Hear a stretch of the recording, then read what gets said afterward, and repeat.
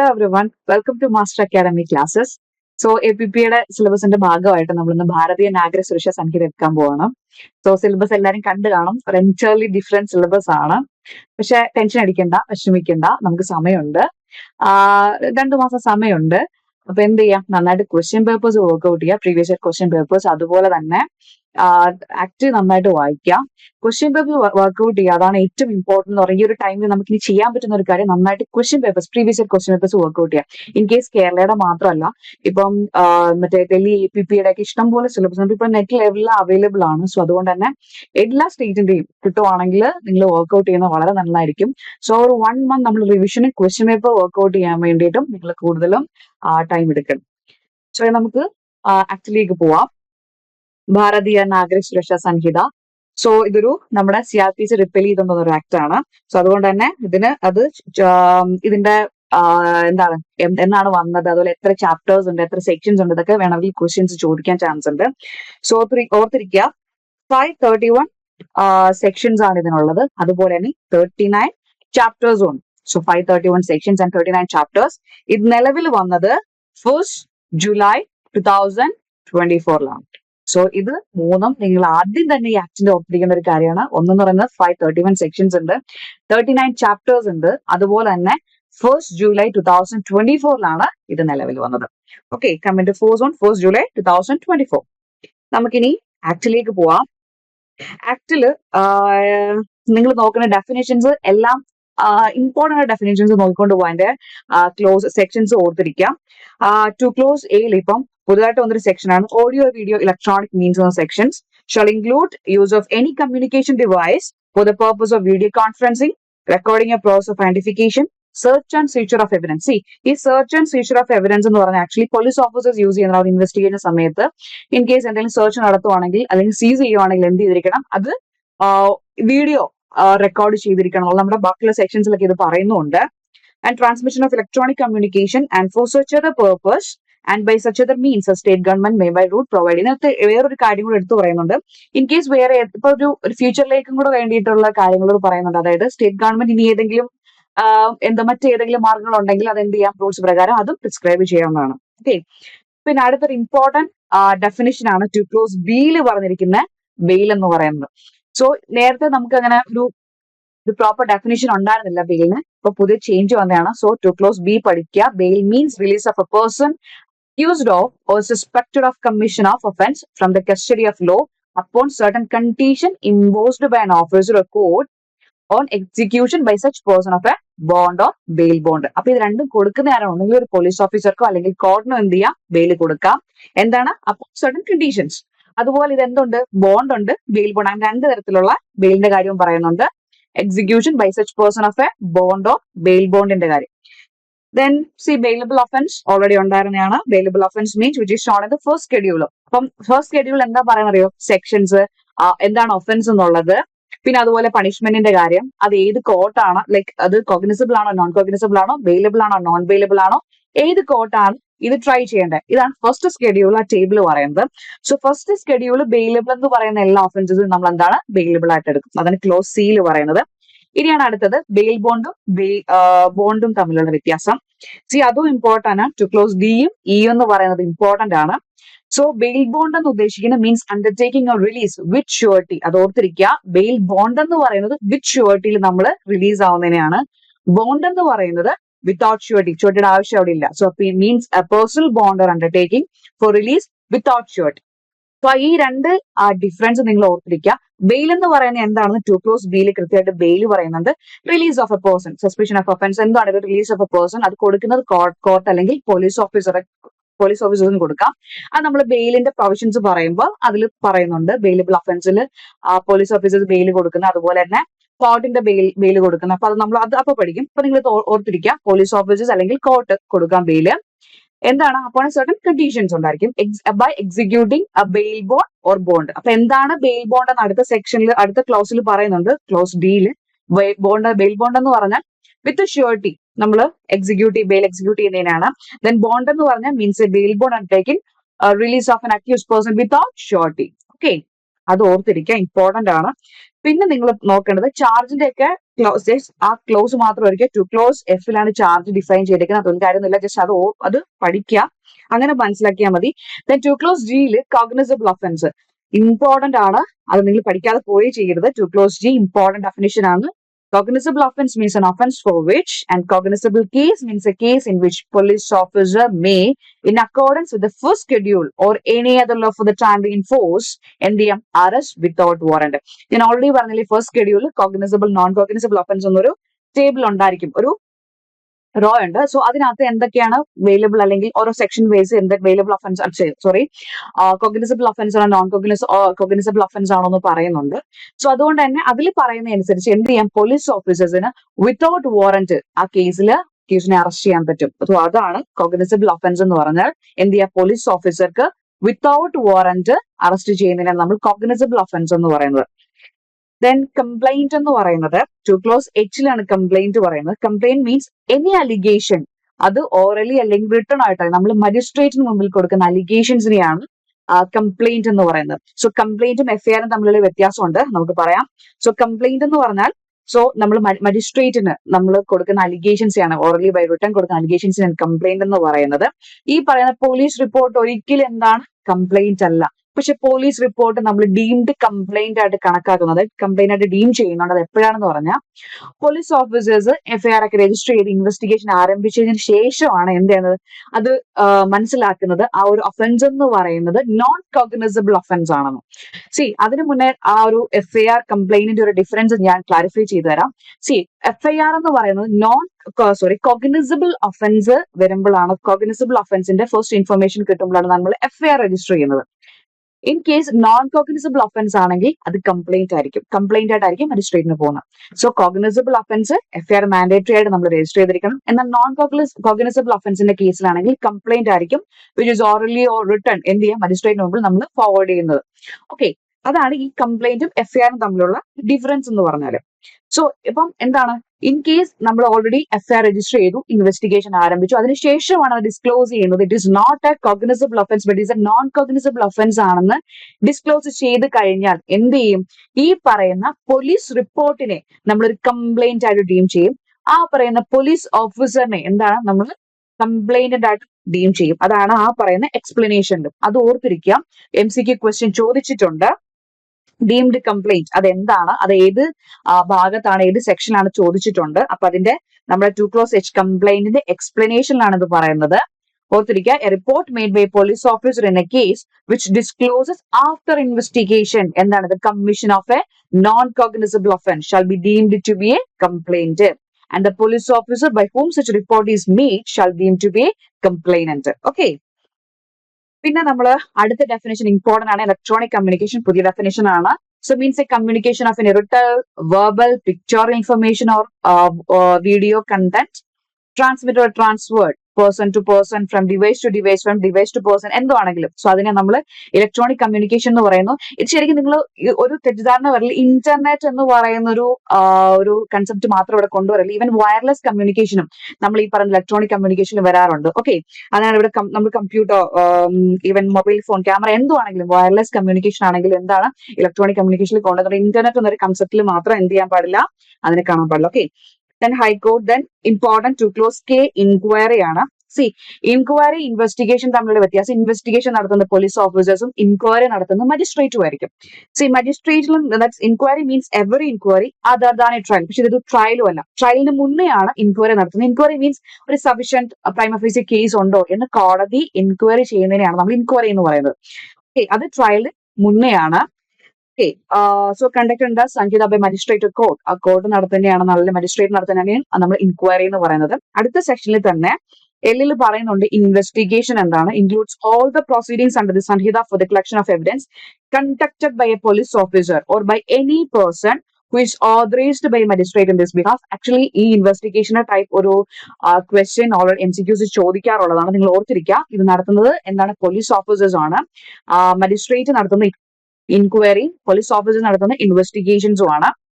Then police ഓഫീസറിന് മാത്രമല്ല, any other person ഇവിടെ പറയുന്നുണ്ട്, ബൈ എനി പേഴ്സൺ എന്നും കൂടെ ഇവിടെ പറയുന്നുണ്ട്. പക്ഷെ എനി പേഴ്സൺ എന്ന് പറയുന്നത് who is authorised by the magistrate in this behalf ആയിരിക്കണം. ഓക്കെ, അവർക്ക് വേണമെങ്കിലും ഇൻവെസ്റ്റിഗേഷൻസ് നടത്താം. ദെൻ അടുത്ത ഇമ്പോർട്ടന്റ് ആണ് ടു ക്ലോസ് ഒ എന്ന് പറയുന്നത് നോൺ കോഗ്നിസബിൾ ഒഫൻസ് എന്ന് പറഞ്ഞാൽ means an offense for which a non-cognizable case means a case in which a police officer has no authority to arrest without warrant. So cognizable offense എന്ന് പറഞ്ഞാൽ without warrant arrest ചെയ്യാം. Non cognizable offence എന്ന് പറഞ്ഞാൽ without warrant arrest ചെയ്യാൻ പാടില്ല, വാറന്റോട് മാത്രമേ arrest ചെയ്യാൻ പാടുള്ളൂ. സോ കോഗ്നിസബിൾ നോൺ കോഗ്നിസബിൾ ഓർത്തിരിക്കുക. Then notification offense officer in charge of police station, no. Then public prosecutor. Public prosecutor means any person appointed under section 18 and includes any person acting under the directions of a public prosecutor. അപ്പം section 18 പ്രകാരം നമ്മൾ appoint ചെയ്യുന്ന person മാത്രമല്ല, public prosecutor ഡയറക്ഷനിൽ act ചെയ്യുന്ന ആൾക്കാരെ നമ്മൾ എന്താണ് പറയുന്നത്, പബ്ലിക് പ്രോസിക്യൂട്ടർ എന്ന് പറയുന്നത്. MCQ ചോദിക്കാൻ ചാൻസ് ഉള്ള ഒരു ഏരിയ ആണിത്, ഓർത്തിരിക്കുക. സെക്ഷൻ 18 അപ്പോയിന്റ് ചെയ്യുന്ന ആൾ മാത്രമല്ല, എന്താണ്, includes any person acting under the directions of a public prosecutor. അതും ഈ പറയുന്ന പബ്ലിക് പ്രോസിക്യൂട്ടർ ഡെഫിനേഷനിൽ വരുന്നതാണ്. Next another important definition two clause എക്സിൽ പറയുന്ന സമൻസ് കേസ് ആണ്. ഇത്ര ഓർക്കുക, വാറന്റ് കേസ് അല്ലാത്തതെല്ലാം സമൻസ് കേസ് ആണ്. അപ്പൊ നിങ്ങൾ വാറന്റ് കേസ് എന്താണ്, അതും ടു ക്ലോസ് ഇസഡിൽ പറയുന്നുണ്ട്. വാറന്റ് കേസ് എന്ന് പറഞ്ഞാൽ punishable with death, imprisonment for life or imprisonment for a term exceeding 2 years. Death or imprisonment for life or imprisonment for a term exceeding 2 വർഷത്തിൽ കൂടുതൽ പണിഷ്മെന്റ് കിട്ടുന്ന ഓഫൻസിനെല്ലാം നമ്മൾ എന്താണ്, ആ കേസസിനെല്ലാം നമ്മൾ വാറന്റ് കേസസ് ആണ് പറയുന്നത്. വാറന്റ് കേസസ് അല്ലാത്തതെല്ലാം സമൻസ് കേസും ആണ്. Okay. Then to close why, another important definition, victim ചോദിക്കുന്നതാണ്. So victim means person who has suffered any loss or injury caused by reason of the act or omission of the accused person and includes the guardian or legal heir of such victim. ചോദ്യം വരുന്നത് ഇവിടെയായിരുന്നു, includes the guardian or legal heir of such victim. ഇത് നമ്മൾ വിക്ടിമിൽ included ആണ്, definition included ആണോ, അതിൽ അവർ victim ആണോ എന്നാണ് ക്വസ്റ്റ്യൻ ചോദിക്കാറുള്ളത്. അപ്പൊ അത് ഓർത്തിരിക്കുക, കൃത്യമായിട്ട് പഠിക്കുക. Victim means a person who has suffered any loss or injury caused by reason of the act or omission of the accused person. അങ്ങനെ ഇഞ്ചുറി ആൾ മാത്രമല്ല, എന്താണ്, includes the guardian or legal heir of such victim. Okay, അവരും victim എന്ന definition included ആണ്. Then section 3 actually നിങ്ങൾ section 3 എന്ന് പറഞ്ഞാൽ നമ്മൾ എപ്പോഴും ഒന്ന് ജസ്റ്റ് ഓടിച്ചിട്ട് നോക്കുന്ന സെക്ഷൻ ആണ്.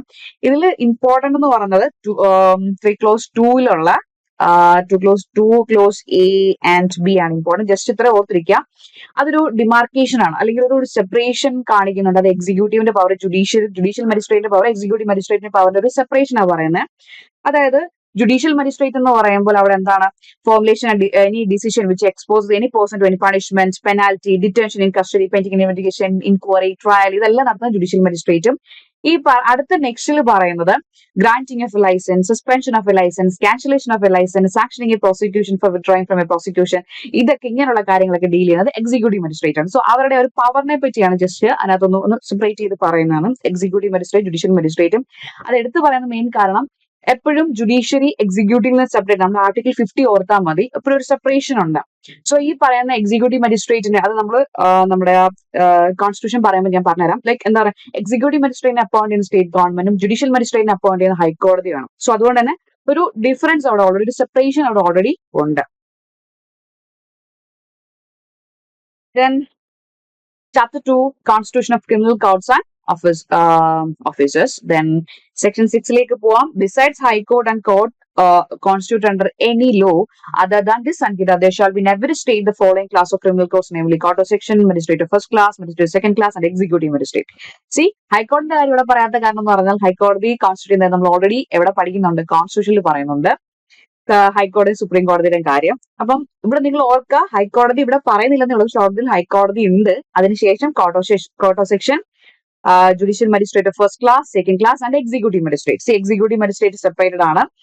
ദെൻ സെക്ഷൻ 7 പറഞ്ഞ ടെറിട്ടോറിയൽ ഡിവിഷൻ. ഇത്ര ഓർത്താൽ മതി, ഇങ്ങനെ ഒരു ഡിവിഷൻ കൊണ്ടുവരാൻ നമ്മുടെ അഡ്മിനിസ്ട്രേറ്റീവ് ജസ്റ്റിസിന്റെ ഭാഗമായിട്ടാണ്. കാരണം നമുക്ക് അഡ്മിനിസ്ട്രേഷൻ നടത്തണമെങ്കിൽ എന്ത് ചെയ്തിരിക്കണം, ഇങ്ങനെ ഒരു ബേർഡൻ ഒഴിവാക്കാൻ വേണ്ടിയിട്ടുള്ള ഒരു ഡിവിഷൻ ആണ് ഉദ്ദേശിക്കുന്നത്. അതിൽ ഓരോ സ്റ്റേറ്റിനെ നമ്മൾ എന്താക്കുന്നു, സെഷൻ ഡിവിഷൻസ് ആക്കുന്നു. സെഷൻ ഡിവിഷൻസ്, ചില സെഷൻ ഡിവിഷൻസ് നമ്മൾ ഡിസ്ട്രിക്റ്റ് ആയിട്ടും ഡിവൈഡ് ചെയ്യുന്നു.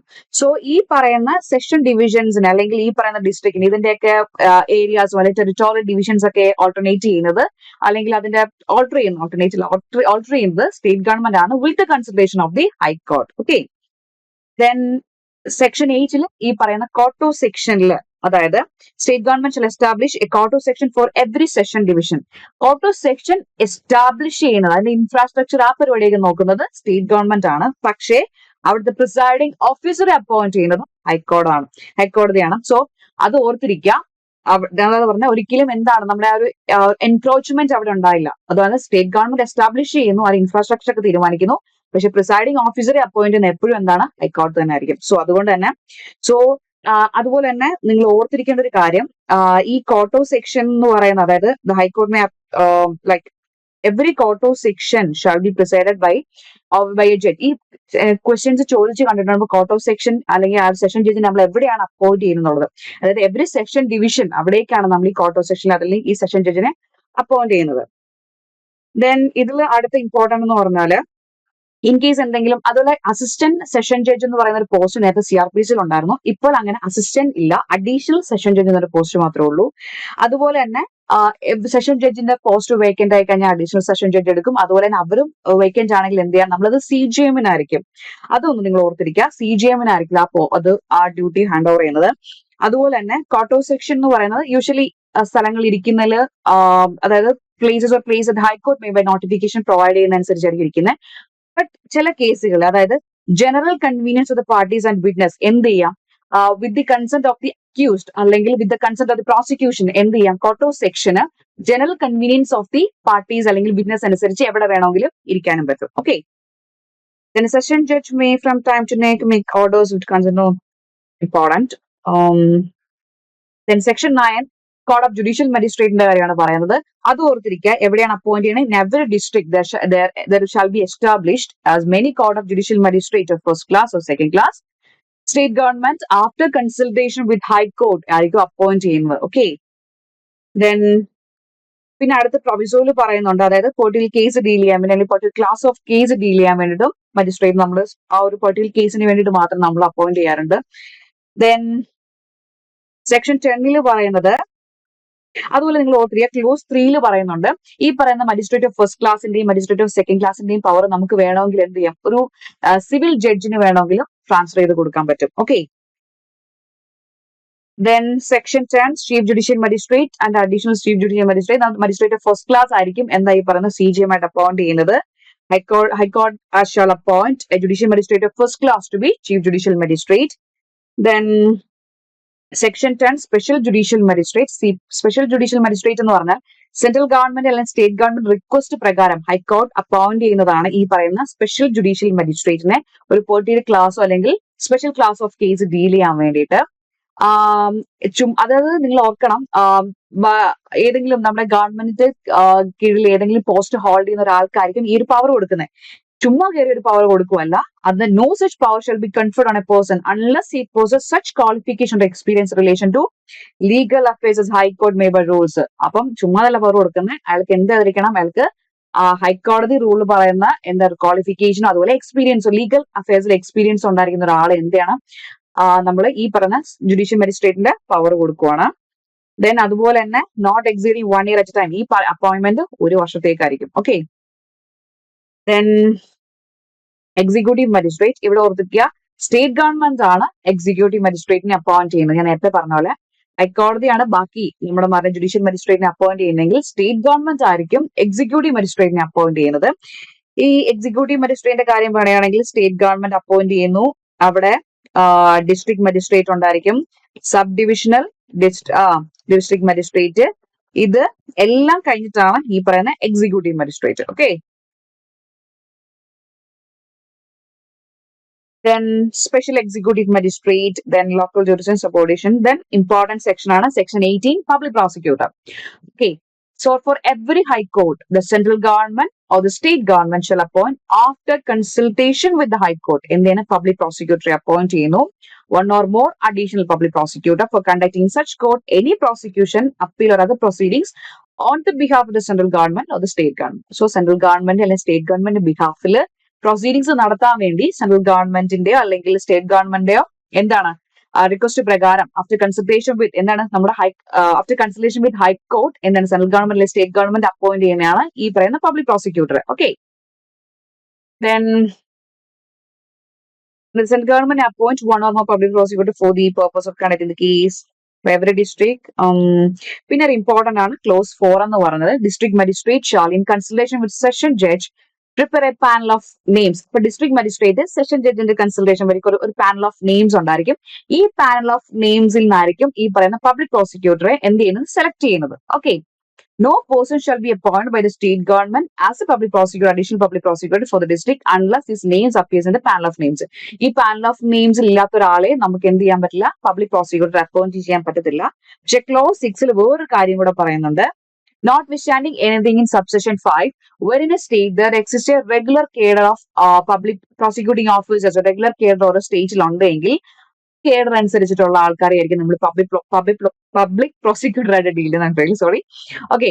Then provided that where in the opinion of the state government ഒരു സ്യൂട്ടബിൾ നെയിം ആവുന്ന കേഡറിൽ ഇല്ലെങ്കിൽ നമ്മൾ നേരത്തെ പറഞ്ഞ പാനലിലുള്ള നെയിംസ് അനുസരിച്ചിട്ട് പബ്ലിക് പ്രോസിക്യൂട്ടേഴ്സിനെ അപ്പോയിന്റ് ചെയ്യും. സോ നിങ്ങൾ ആദ്യം ഓർക്കുക, ഒരു ഹൈക്കോടതിക്ക് വേണ്ടി സെൻട്രൽ ഗവൺമെന്റ് അല്ലെങ്കിൽ state government with consultation of ഹൈക്കോടതി ആയിരിക്കും എന്ന് പറയുന്നത് ഈ പറയുന്ന പബ്ലിക് പ്രോസിക്യൂട്ടർ അല്ലെങ്കിൽ one or more additional public പ്രോസിക്യൂട്ടേഴ്സിനെ അപ്പോയിന്റ് ചെയ്യുന്നത്. എന്തിനു വേണ്ടിയിട്ട്? On the behalf of them ഈ പറയുന്ന പ്രൊസീഡിങ്സ് കണ്ടക്ട് ചെയ്യാൻ വേണ്ടിയിട്ട്.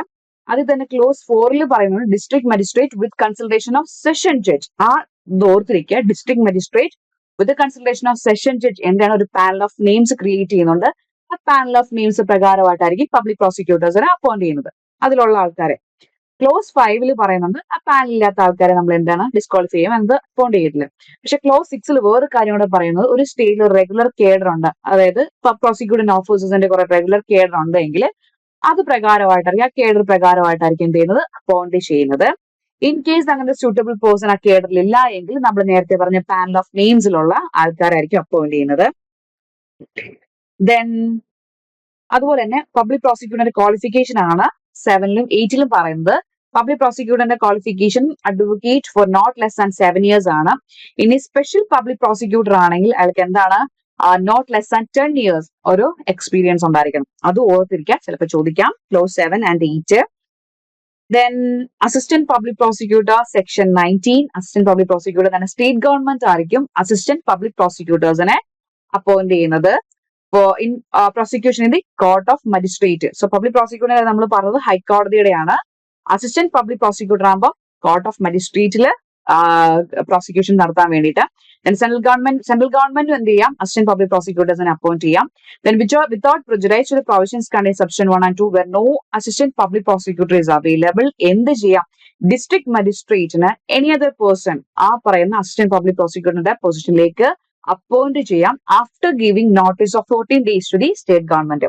സോ ഡിസ്ട്രിക്ട് അപ്പൊ ഒരു പ്രോസിക്യൂഷൻ വേക്കന്റ് ആണ് എങ്കിൽ എന്ത് ചെയ്യാം, ഈ പറയുന്ന assistant public prosecutor position vacant ആണെങ്കിൽ ഡിസ്ട്രിക്ട് മജിസ്ട്രേറ്റിന് വേറെ ഏതെങ്കിലും ഒരാളെ എന്ത് ആ പൊസിഷനിലേക്ക് കൊണ്ടുവരാം. ഒരു 14 days നോട്ടീസ് സ്റ്റേറ്റ് ഗവൺമെന്റ് കൊടുത്ത ശേഷം. പക്ഷെ അവിടെ ഒരു ലിമിറ്റേഷൻ ഉണ്ട്. Provided that no police officer shall be eligible to appointed as assistant prosecutor if he has taken any part in investigation in the offence. അതായത് നിങ്ങൾ ഏതൊരാളെയും എടുക്കാം, പക്ഷെ ചില ഒരു പോലീസ് ഓഫീസറിനെ പറ്റത്തില്ല. ആ പോലീസ് ഓഫീസർ എന്ന് പറയുന്നത് ആ കേസ് ഇൻവെസ്റ്റിഗേറ്റ് ചെയ്ത ഒരാളാണെങ്കിലോ അല്ലെങ്കിൽ below the rank of inspector ആണെങ്കിലോ എന്ത് ചെയ്യും, ആ പോലീസ് ഓഫീസറിനെ ആ പറയുന്ന അസിസ്റ്റന്റ് പബ്ലിക് പ്രോസിക്യൂട്ടർ ആക്കാൻ പറ്റത്തില്ല. അങ്ങനെ കൊണ്ടുവരുന്ന കാരണം ഒരു ബയാസ് വരും. കാരണം അയാൾ ഇൻവെസ്റ്റിഗേറ്റ് ചെയ്ത കേസ് ആകുമ്പോൾ പബ്ലിക് പ്രോസിക്യൂട്ടർ പുള്ളിനെ വരുമ്പോൾ ഒരു ബയാസ് ഒഴിവാക്കാൻ വേണ്ടിയിട്ടാണ്. ഓക്കെ, അത് ഓർത്തിരിക്കുക limitation. Then Directorate of Prosecution important ആണ്. The state government may establish a Directorate of Prosecution. നിങ്ങൾ ഇത്രയും ഓർത്തിരിക്കുക. ഒരു സ്റ്റേറ്റ് ഗവൺമെന്റ് എന്ത് ചെയ്യുന്നു, ഡയറക്ടറേറ്റ് ഓഫ് പ്രോസിക്യൂഷൻ അപ്പോയിന്റ് ചെയ്യുന്നു. ഡയറക്ടറേറ്റ് ഓഫ് പ്രോസിക്യൂഷൻ അതിൽ തന്നെ ഡെപ്യൂട്ടി ഡയറക്ടർ ഉണ്ടാണ്, അസിസ്റ്റന്റ് ഡയറക്ടർ ഉണ്ടായിരിക്കും. അത് കഴിഞ്ഞിട്ടായിരിക്കും നമ്മുടെ ഈ പറയുന്ന PP എന്ന് പറയുന്നത്. ഓക്കെ, സോ സ്റ്റേറ്റ് ഗവൺമെന്റ് അത് ഹോം ഡിപ്പാർട്ട്മെന്റ് എന്ത് ചെയ്യുന്നു, ഡയറക്ടറേറ്റ് ഓഫ് പ്രോസിക്യൂഷൻ അപ്പോയിന്റ് ചെയ്യുന്നു. ദെൻ അതിന് കീഴിൽ ഡെപ്യൂട്ടി ഡയറക്ടർ, ദെൻ അതിന് കീഴിൽ അസിസ്റ്റന്റ് ഡയറക്ടർ, ദെൻ നമ്മുടെ APP. ഓക്കെ,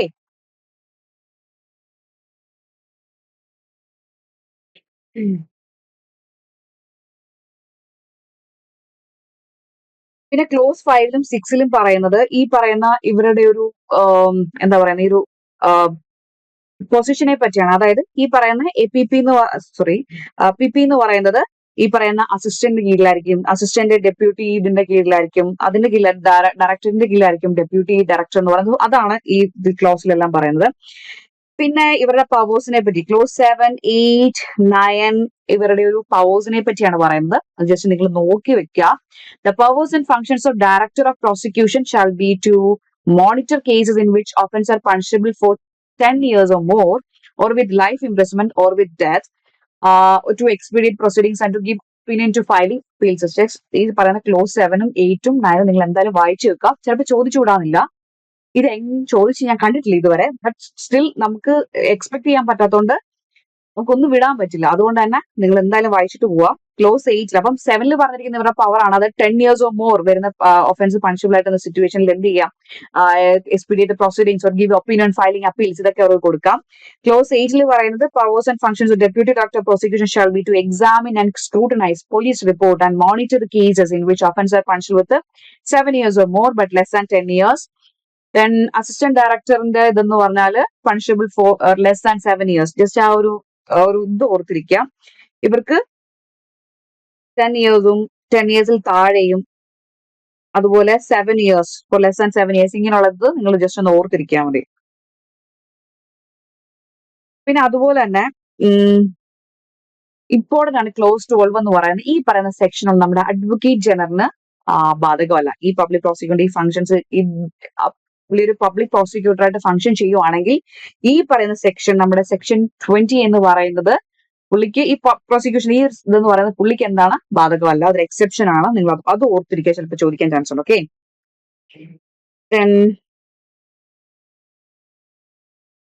നമ്മുടെ chapter 3 power of courts important ആണ്. Section 21 subject to the other provisions of the Sanhita, any offense under Bharatiya Nyaya Samhita 2023 may be tried by High Court, Court of Section, or any other court by which such offense is shown in the first schedule to be triable. ഞാൻ already പറഞ്ഞു, നിങ്ങൾ ഹൈക്കോടതി കണ്ടില്ല എന്ന് പറഞ്ഞാൽ എടുത്ത് കളയരുത്. Just അതിന്റെ കോൺസ്റ്റിറ്റ്യൂഷൻ നമ്മൾ ഓൾറെഡി നമ്മുടെ കോൺസ്റ്റിറ്റ്യൂഷനിൽ പഠിക്കുന്നുണ്ട്.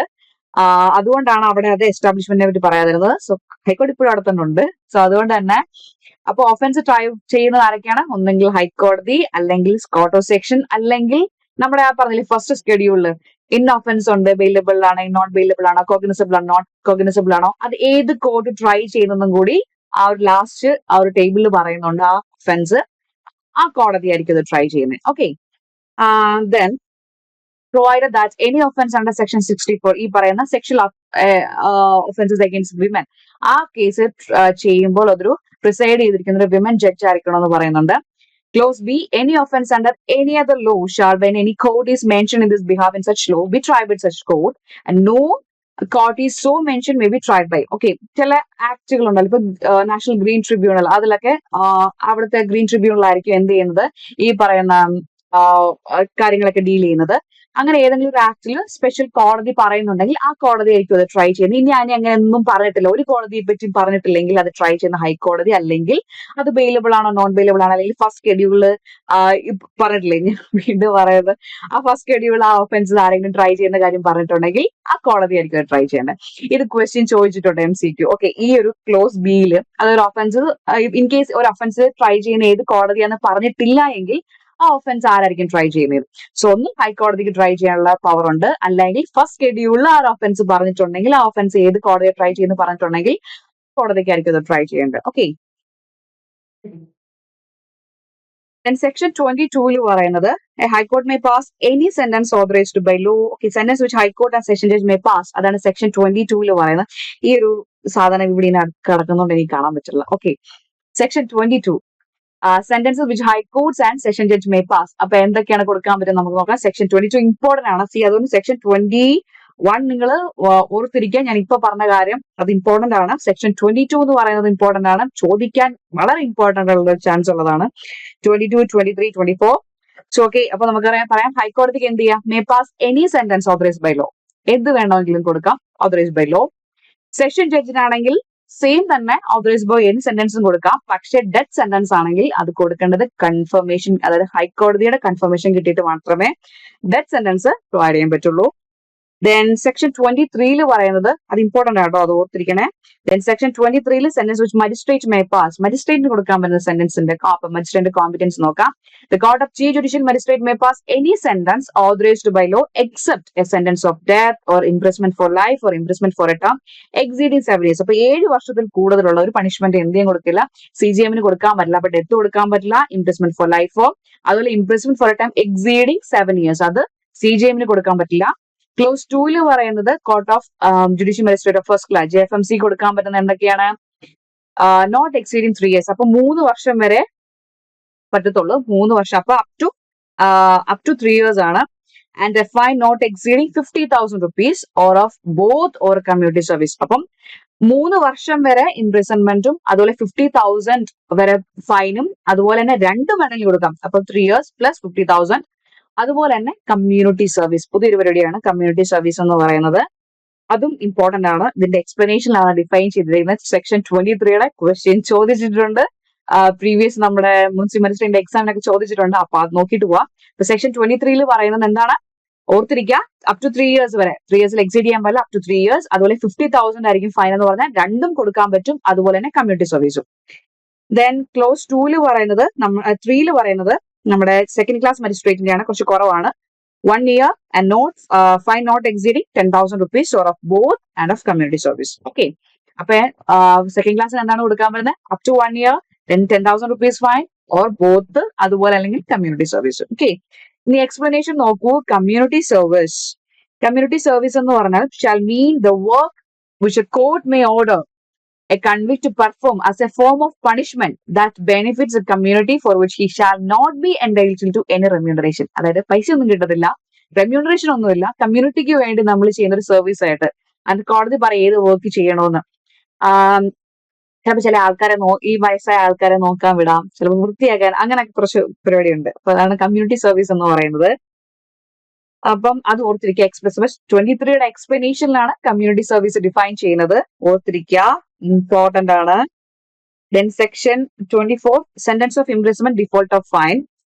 The court of magistrate may award such term of imprisonment in default of payment of fine is authorized by law provided that the term is not in excess of the power of the magistrate under section 23. അപ്പം അതായത് നമുക്ക് ഈ fine അടച്ചില്ലെങ്കിൽ default of payment of fine imprisonment order ചെയ്യാം. ആ പറയുന്ന imprisonment എന്ന് പറയുന്നത് നമ്മുടെ 23 പ്രകാരം മജിസ്ട്രേറ്റിന് കൊടുക്കാൻ പറ്റുന്ന കോമ്പിറ്റൻസ് ഉണ്ടല്ലോ, ഇതുണ്ട് ജുറിസ്ഡിക്ഷനിൽ ഇത്രേ കൊടുക്കാൻ പറ്റുന്നു, അതിൽ എക്സീഡ് ചെയ്യാൻ പാടില്ല. അതുപോലെ shall not vary imprisonment has been awarded as part of substantive sentence exceed 1/4 of the term of imprisonment which the magistrate competent to inflict as punishment for the offence. അതായത് ആ ഒരു ഒഫൻസിന്റെ ഭാഗമായിട്ടായിരിക്കും നമ്മൾ സബ്സ്റ്റാൻഡിന് അഡീഷണൽ ആയിട്ടായിരിക്കും നമ്മൾ imprisonment provide ചെയ്യുന്നത്. ആ imprison എന്ന് പറഞ്ഞാൽ നമ്മൾ ആ ഒഫൻസിന് കൊടുക്കുന്ന പണിഷ്മെന്റിന്റെ 1/4 കൂടാൻ പാടില്ല. ആ ഒഫൻസിൽ നമ്മൾ ആ ഒഫൻസിന് കൊടുക്കുന്ന പണിഷ്മെന്റിന്റെ 1/4 കൂടാൻ പാടില്ല എന്ന്. ഓക്കെ, അത് ഓർത്തിരിക്കുക. ചോദിക്കും ഈ പറയുന്ന 1/4 എന്ന പരിപാടി കൺഫ്യൂഷൻ ആക്കും, കാരണം നമുക്ക് ഇനി കുറെ ടേംസ് ഒക്കെ വരുന്നുണ്ട്. ഓക്കെ, അപ്പം സെക്ഷൻ 24 എന്താണ് പറയുന്നത്? Imprisonment default of payment of fine ആണ്. അതിലെന്ന് പറഞ്ഞാൽ സെക്ഷൻ 23 പ്രകാരം നമ്മൾ ജുറിസ്ഡിക്ഷൻ ഉണ്ട്, അതിൽ എക്സീഡ് ചെയ്യാൻ പാടില്ല. അതുപോലെ തന്നെ 1/4 of the term of the punishment, ആ ഒഫൻസിന് കൊടുക്കുന്ന പണിഷ്മെന്റിന്റെ 1/4 കൂടാൻ പാടില്ല. ഓക്കെ,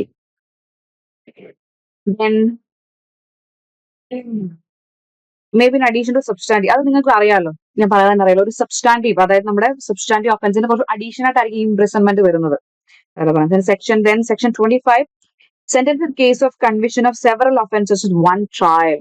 അതായത് നമ്മള് ഇപ്പം കുറെ ഒഫൻസസിന്റെ ട്രയൽ നടത്തി കൺവിക്ട് ചെയ്യുന്ന വെച്ചോ, എന്ത് ചെയ്യാം? ആ സെന്റൻസ് അവര് ഒന്നെങ്കിൽ കോൺസിക്യൂട്ടീവ് ആയിട്ടോ അല്ലെങ്കിൽ എന്ത് ചെയ്യാം, കൺകറന്റ് ആയിട്ടോ, ഒരുമിച്ച് തന്നെ കൺകറന്റ് ആയിട്ട് കൺകറന്റ് ആയിട്ട് അനുഭവിക്കുക, അല്ലെങ്കിൽ എന്തെങ്കിലും കോൺസിക്യൂട്ടീവ്, അതായത് ഒന്ന് തീർന്ന് അടുത്ത് സ്റ്റാർട്ട് ചെയ്യുക. അങ്ങനെ കോൺസിക്യൂട്ടീവ് സെന്റൻസ്, അത് ഒന്ന് തീർന്ന് അടുത്തത്, ആ ഭാഗമാണ് കോൺസിക്യൂട്ടീവ്. അതിൻ്റെതായിട്ടാണെങ്കിൽ എന്ത് ചെയ്യാം? അതെന്ന് പറഞ്ഞാല് ഈവൻ അത് ഒരുമിച്ച് നമ്മൾ കൂട്ടുമല്ലോ, ലൈക്ക് ഇപ്പം 3 years 3 years അങ്ങനെ വെച്ചോ. അങ്ങനെയാണെങ്കിൽ തന്നെ ഇപ്പൊ 9 years ആയി. അപ്പൊ ആ 9 years ഇതിൽ ഈ പറയുന്ന ജൂറിസ്ഡിക്ഷനിൽ നമ്മൾ എക്സീഡ് ചെയ്യുന്നുണ്ട്, കൊടുക്കുന്നില്ല എന്ന് കരുതി അത് ഹൈക്കോടതിയിലേക്ക് ട്രാൻസ്ഫർ ചെയ്യേണ്ട ആവശ്യമൊന്നുമില്ല. അവർക്ക് തന്നെ അത് ആ ഒരു അഗ്രിഗേറ്റ് അങ്ങനെയുള്ളത് ഓരോരോ ഒഫൻസസിന് വേണ്ടിയിട്ട് കൊടുക്കുന്നതാണെങ്കിൽ എന്ത് ചെയ്യാം? അത് മജിസ്ട്രേറ്റിന് തന്നെ കൊടുക്കാൻ പറ്റും. പിന്നെ പക്ഷെ അതിലും ചില ലിമിറ്റേഷൻസ് ഉണ്ട്. In no case such person shall be sentenced to imprisonment for a longer period of 20 years 20 വർഷത്തിൽ കൂടാൻ പാടില്ല. നേരത്തെ 14 ഇയേഴ്സ് മറ്റോ വരുന്നത്. ഇപ്പൊ 20 ഇയേഴ്സ് ആണ്. അത് ഓർത്തിരിക്കുക. 20 ഇയേഴ്സിൽ ആ പറയുന്ന അഗ്രിഗേറ്റ് എമൗണ്ട്, ആ ഒരു ടോട്ടൽ പീരീഡ് എന്ന് പറയുന്നത് 20 വർഷത്തിൽ കൂടാൻ പാടില്ല. ഓക്കെ, അതായത് ഇപ്പം 3 ഇയേഴ്സ് കൊടുത്തു, അപ്പം 3 ഇയേഴ്സ് ആയിട്ട് കൊടുത്തു, കോൺസിക്യൂട്ടീവ് ആണ് അനുഭവിക്കേണ്ടത്. അതായത് 3 ഇയേഴ്സ് കഴിഞ്ഞു, അടുത്ത 3 ഇയേഴ്സ് അടുത്ത പണിഷ്മെന്റ്, അടുത്ത 3 ഇയേഴ്സ് അടുത്ത പണിഷ്മെന്റ്, അങ്ങനെ. ഓക്കെ, ഈ പറയുന്ന ഇപ്പൊ 9 ഇയേഴ്സ് ആയുള്ളൂ, 20 ഇയേഴ്സിൽ എക്സീഡ് ചെയ്തില്ല. ഓക്കെ, അതുപോലെ തന്നെ if the aggregate punishment shall not exceed twice the amount of the punishment which the court is competent to inflict for a single offence. ഒരു കാര്യമുണ്ട്, അതായത് ഒരു സിംഗിൾ ഒഫൻസിൽ ആ കോർട്ടിന് കൊടുക്കാൻ പറ്റുന്ന ഇതിൽ എന്താ പറയാ, കൊടുക്കാൻ പറ്റുന്ന ഒരു കമ്പീറ്റൻസിൽ ഇരട്ടിയാവാൻ പാടില്ല. ഇപ്പൊ 3 ഞാൻ പറഞ്ഞു, 3ന്റെ ഇരട്ടി 6 ആവുന്നു. പക്ഷെ അത് in case judicial magistrate first class ആണെങ്കിൽ ഈ പറയുന്ന 6 ഇയേഴ്സ് കൊടുക്കാൻ പറ്റില്ല, 3 ഇയേഴ്സിൽ കൊടുക്കാൻ പറ്റില്ല. അപ്പൊ അതിന്റെ ഇരട്ടി ആകാനും പാടില്ല.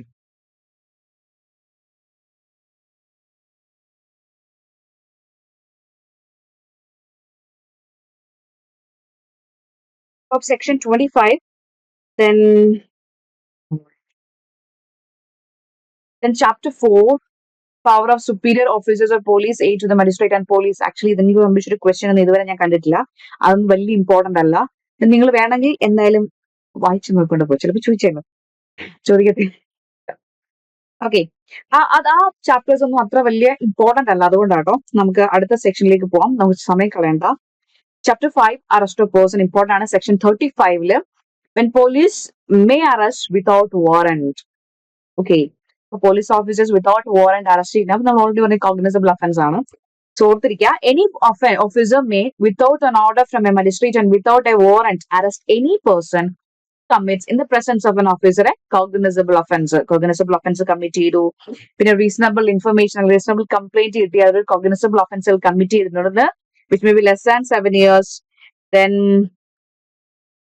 Police officer arrest is necessary to prevent. Just ഇത് വായിച്ചു, ഇത് വലിയ കാര്യമൊന്നുമില്ല. ജസ്റ്റ് നിങ്ങൾ ഇത്ര ഓർത്തിരിക്കുക, അയാളുടെ പ്രസൻസിൽ ഒരു കോഗ്നിസബിൾ ഒഫൻസ് കമ്മിറ്റ് ചെയ്തിട്ടുണ്ട്, പുള്ളിക്ക് ഒരു ഇൻഫർമേഷൻ അല്ലെങ്കിൽ ഒരു കംപ്ലൈന്റ് ചെയ്തിട്ടുണ്ട്, ഒരു offence commit like less than 7 years, പിന്നെ 7 years വരെയുള്ള ഒരു ഒഫൻസ് കമ്മിറ്റ് ചെയ്തിട്ടുണ്ട്. അതുപോലെ the police officer has reason to believe on the basis of such complaint, information, suspicion this person has committed said offense and the police officer is satisfied that such arrest is necessary. എന്തിനു വേണ്ടിയിട്ട്? പിന്നെ offence, further offence commit ചെയ്യാൻ വേണ്ടിയിട്ട്, അല്ലെങ്കിൽ proper ഇൻവെസ്റ്റിഗേഷന് വേണ്ടിയിട്ട്, evidence tamper ചെയ്യാതിരിക്കാൻ വേണ്ടിയിട്ട്, inducement നടത്താതിരിക്കാൻ വേണ്ടിയിട്ട്, ഇതിനൊക്കെ കുറച്ച് ഇങ്ങനെയുള്ള ഒരു നെസസറി സിറ്റുവേഷൻസ് വരണം. അയാൾക്ക് അറസ്റ്റ് ചെയ്തേ പറ്റത്തുള്ളൂ എന്ന സിറ്റുവേഷൻ വരുവാണെങ്കിൽ അയാൾക്ക് അറസ്റ്റ് ചെയ്യാം. അതുപോലെ ക്ലോസ് സീൽ പറയുന്നത് അടുത്ത സിറ്റുവേഷൻ ആണ്. against whom a credible information has received which offense punishable with imprisonment for a time which may extend to more than 7 years whether with or without fine, death sentence. Okay, അതൊന്നും നോക്കണ്ട. അതായത് 7 yearsൽ കൂടുതൽ ഒരു punishment അല്ലെങ്കിൽ offence commit ചെയ്തിട്ടുണ്ടെന്ന് ആ credible information കിട്ടിയാലോ, അല്ലെങ്കിൽ ഒരു പ്രൊക്ലെയിംഡ് ഒഫൻഡർ ആണെങ്കിലോ, അതുപോലെ ഒരു റീസണബിൾ, അതിന് സസ്പീഷൻ, അതായത് സ്റ്റോളൻ പ്രോപ്പർട്ടി അയാൾക്ക് കിട്ടിയ ഒരു സസ്പീഷൻ ഉണ്ട്, അതുപോലെ obstruct A police officer wine execution of his duty, who is reasonably suspected of a desert of armed force of unit, ഈ പറഞ്ഞ പട്ടാളത്തിൽ നിന്നൊക്കെ കുറച്ച് ചാടിപ്പോന്ന പരിപാടി ഉണ്ടല്ലോ, അതൊക്കെ. who has been concerned against a reasonable complaint has been or credible information received, അതായത് മറ്റേതെങ്കിലും ഒരു പോലീസ് സ്റ്റേഷനിൽ നിന്ന് ഇപ്പൊ നമ്മുടെ ലെറ്റർ ഓഫ് റിക്വസ്റ്റ് ഉള്ള പരിപാടിയില്ലേ, യെസ്, അതാണ് ഉദ്ദേശിക്കുന്നത്. ദെൻ നോ, ഇത് extradition. then who has been released to convict for an arrest request. So ഇതാണ്, സോറി എനിക്കിത് തെറ്റിയതാ. ജയിലാണ് ഈ പറഞ്ഞ ലെറ്റർ ഓഫ് റിക്വസ്റ്റ് വേറെ ഏതെങ്കിലും പോലീസ് ഓഫീസിൽ നിന്ന് കിട്ടിയിട്ടുണ്ടെങ്കിലോ. Then subject to the provisions. Okay, അത്രേ ഉള്ളൂ. ഇത് ആ ഒരു സെക്ഷൻ 35 ക്ലോസ് 1 നിങ്ങൾ ഇത്ര ഓർത്തിരുന്നാൽ മതി. Presence of a police officer cognizable offence commit ചെയ്തത്, അല്ലെങ്കിൽ ഈ പറയുന്ന 7 years അല്ലെങ്കിൽ 7 years or more ഒരു ക്രെഡിബിൾ ഇൻഫർമേഷൻ കിട്ടിയിട്ടുണ്ടെങ്കിൽ ഒരു ഒഫൻസ് കമ്മിറ്റ് ചെയ്തിട്ടുണ്ടെന്ന്. ചില സിറ്റുവേഷനിൽ എന്താണ്, അറസ്റ്റ് നെസസറി ആണ്. ചില, അതായത് എവിഡൻസ് ടാമ്പർ ചെയ്തിരിക്കാൻ വേണ്ടി, വിറ്റ്നസിനെ ഇൻഡ്യൂസ് ചെയ്തിരിക്കാൻ വേണ്ടിയിട്ട്, അല്ലെങ്കിൽ ചാടിപ്പോയിരിക്കാൻ വേണ്ടിയിട്ട്, അങ്ങനെയൊക്കെ ഒരു നെസസറി സിറ്റുവേഷൻസ് വരുവാണെങ്കിൽ, അറസ്റ്റ് നെസസറി ആണെങ്കിൽ എന്ത് ചെയ്യാം, അയാൾക്ക് അറസ്റ്റ് ചെയ്യാം. അതുപോലെ അയാളൊരു പ്രൊക്ലെയിംഡ് ഒഫൻഡർ ആണെങ്കിലോ, ഒരു സ്റ്റോളൻ പ്രോപ്പർട്ടി അയാളുടെ കണ്ടുകിട്ടിയിട്ടുണ്ടെങ്കിലോ, അതുപോലെ പോലീസ് ഓഫീസേഴ്സിനെ അവരുടെ ഡ്യൂട്ടി തടസ്സപ്പെടുത്തുവാണെങ്കിലോ, അയാളൊരു ഡെസേർട്ടർ ആണെങ്കിലോ, അതുപോലെ എക്സ്ട്രഡിഷൻ പ്രകാരം, അതായത് നമ്മുടെ ഈ എക്സ്ട്രഡിഷൻ പ്രകാരം അത് ലൈക്ക് ചാടിപ്പോയിട്ടുള്ള ഒരാളാണെങ്കിലോ, അങ്ങനെ. പിന്നെ അതുപോലെ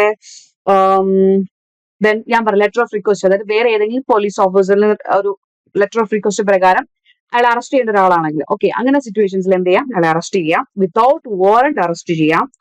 ദെൻ ക്ലോസ് 2 പറയുന്നത് നോൺ കോഗ്നിസബിൾ ഒഫൻസിൽ എന്താണ്, വിത്തൗട്ട് വാറണ്ട് അറസ്റ്റ് ചെയ്യാൻ പറ്റത്തില്ലെന്നാണ് ക്ലോസ് 2 പറയുന്നത്. ദെൻ ക്ലോസ് 3 ഒക്കെ ഇമ്പോർട്ടന്റ് ആണ്. അതായത് ചില സിറ്റുവേഷൻസിൽ അറസ്റ്റ് നെസസറി അല്ല, നമുക്ക് പെട്ടെന്ന് തന്നെ അയാളെ അറസ്റ്റ് ചെയ്യേണ്ടെങ്കിൽ എന്ത് ചെയ്യാം, അയാൾക്കൊരു നോട്ടീസ് അയക്കാം പോലീസ് ഓഫീസേഴ്സിന്. ഈ പറയുന്ന ഇത്രയും കാര്യങ്ങൾ നമ്മുടെ ഒരു കേസ് പ്രകാരം വന്നതാണ്. അർണേഷ് കുമാറിന്റെ കേസ്. ഓക്കെ, അർണേഷ് കുമാറിന്റെ കേസ് ഓർത്ത്. കാരണം കുറെ ലൈക്ക് എന്താ പറയാ, ഓഫീസേഴ്സ് എന്ത് ചെയ്യുന്നു, അവരുടെ ഒരു പവർ മിസ്യൂസ് ചെയ്ത് അറസ്റ്റ് ആണ്, ഫസ്റ്റ് ലൈൻ അറസ്റ്റ് ചെയ്ത്, കാരണം ജയിലുകളിൽ ആൾക്കാരെ കൂടുക, അങ്ങനെയൊക്കെ ഒരു ഭാഗമായിട്ട് വന്നൊരു കേസാണ് അർണേഷ് കുമാറിന്റെ കേസിൽ. കോടതി പറഞ്ഞു അങ്ങനെയൊന്നുമല്ല, ജസ്റ്റ് നിങ്ങൾ അതിന് നോട്ടീസ് ഒക്കെ കൊടുത്ത് എന്ത് ചെയ്യാം, അതിന് സഫീഷ്യന്റ് ഒരു ഇതുണ്ടോ, പ്രൊസീഡിങ്സ് മുന്നോട്ട് പോകേണ്ട സഫീഷ്യന്റ് അതൊരു ഇൻക്വയറി നടത്തുക. ഓക്കെ, എന്നിട്ട് നിങ്ങൾ അറസ്റ്റ് ചെയ്യുക. അറസ്റ്റ് എന്ന് പറയുന്നത് ഫസ്റ്റ് പ്രൊസീജിയർ അല്ല എന്നാണ് പറഞ്ഞത്. ഓക്കെ, അപ്പൊ ഓർമ്മിക്കുക, അപ്പൊ നോട്ടീസ് അയക്കുക. നോട്ടീസ് അയച്ചിട്ട് ആ നോട്ടീസിന് ലൈക്ക് ഇപ്പൊ ഒരു അറസ്റ്റ് പെട്ടെന്ന് തന്നെ വേണ്ട, അങ്ങനെയാണെങ്കിൽ ഒരു നോട്ടീസ് അയക്കുക. നോട്ടീസിന് എന്ത് ചെയ്തിരിക്കണം, മറ്റേ കംപ്ലൈന്റ് ചെയ്ത നോട്ടീസിന് വന്നിരിക്കണം. എന്നിട്ട് ഇൻക്വയറി മീൻസ് ലൈക്ക് ഇൻവെസ്റ്റിഗേഷൻ അല്ലെങ്കിൽ ഇൻക്വയറി നടത്തുക, ക്വസ്റ്റ്യൻസ് ചെയ്തിട്ട് അയാളെ അറസ്റ്റ് വേണം എന്നുണ്ടെങ്കിൽ അയാളെ അറസ്റ്റ് ചെയ്യുക, ഇല്ലെങ്കിൽ കുഴപ്പമില്ല, റീസൺസ് എഴുതിയിട്ട് അയാളെ വിട്ടയക്കുക. ഓക്കെ, ഇനി അയാൾ കംപ്ലൈന്റ് ചെയ്തിട്ടില്ല എങ്കിലും ഈ പറയുന്ന അറസ്റ്റ് പറ്റും. ഓക്കെ, അതാണ് ക്ലോസ് 3, 4, 5, 6 പറയുന്നത്. Then അതിൽ close 7, no arrest shall be made without prior permission officer not below the rank of a deputy superintendent of police in case എപ്പോഴാണ് punishable or imprisonment of less than 3 years and such person is infirm or above 60 years of age. അതായത് 3 വർഷത്തിൽ താഴെ punishment കിട്ടുന്ന ഒരു offence ആണ് commit ചെയ്തേക്കുന്ന ആ പറയുന്ന ആള് ഈ പറയുന്ന ഇൻഫേം പേഴ്സൺ അല്ലെങ്കിൽ ഒരു 60 ഇയേഴ്സിന് മുകളിലുള്ള ഒരാളാണെങ്കിൽ എന്ത് ചെയ്യാം, ഈ പറയുന്ന ഡെപ്യൂട്ടി സൂപ്രണ്ടിന്റെ പെർമിഷനോട് മാത്രമേ അറസ്റ്റ് ചെയ്യാൻ പാടുള്ളൂ. അതാ പറയാം. Then procedure of arrest and duties of officer making arrest, section 36, 37 എന്നൊക്കെ പറയുന്നത്, 38 എന്നൊക്കെ പറയുന്നത് അറസ്റ്റഡ് പേഴ്സന്റെ റൈറ്റ് ആണ്. അതായത് ഈ പറയുന്ന അക്യുറേറ്റ് നെയിം, അതായത് അറസ്റ്റിന്റെ സമയത്ത് അക്യുറേറ്റ് നെയിം വിസിബിൾ ആയിരിക്കണം, അയാളുടെ നെയിമും ഐഡന്റിഫിക്കേഷനും എല്ലാം. അതുപോലെ ഒരു മെമ്മറാൻഡം പ്രിപ്പയർ ചെയ്തിരിക്കണം, അറസ്റ്റ് മെമ്മോ. അത് നമ്മുടെ ആരെക്കൊണ്ട്, അയാളുടെ റിലേറ്റീവിനെ കൊണ്ടോ അല്ലെങ്കിൽ ഒരു പബ്ലിക് പേഴ്സണെ കൊണ്ട് അത് സൈൻ ചെയ്തിരിക്കണം. Counter sign by the person arrested, അത് ചെയ്തിരിക്കണം. അതുപോലെ അറസ്റ്റിനെ പറ്റി അയാളുടെ റിലേറ്റീവിനെ മറ്റോ അറിയിച്ചിരിക്കുകയും വേണം. ദെൻ സെക്ഷൻ 38 പറഞ്ഞിരിക്കുന്ന റൈറ്റ് ഓഫ് പേഴ്സൺ, അത് ഇമ്പോർട്ടന്റ് ആണ്. സെക്ഷൻ 38 റൈറ്റ് എന്ന് പറഞ്ഞാൽ, where any person is arrested and interrogated by the police, he shall be entitled to meet an advocate of his choice during interrogation throughout the interrogation. അതായത് എന്താണ്, അഡ്വക്കേറ്റിനെ കാണാനും എന്ത് ചെയ്തിരിക്കണം, interrogation സമയത്ത് കൂടെ ഉണ്ടാവാനും ഒരു റൈറ്റ് ഉണ്ട്. Not throughout the interrogation ഇല്ലെങ്കിൽ കൂടിയും എന്ത് ചെയ്യണം, അഡ്വക്കേറ്റിനെ കമ്മ്യൂണിക്കേറ്റ് ചെയ്യാനുള്ള റൈറ്റ് അറസ്റ്റഡ് പേഴ്സൺസ് ഉണ്ട്. അത് സെക്ഷൻ 38 വളരെ ഇമ്പോർട്ടന്റ് ആണ് റൈറ്റ്.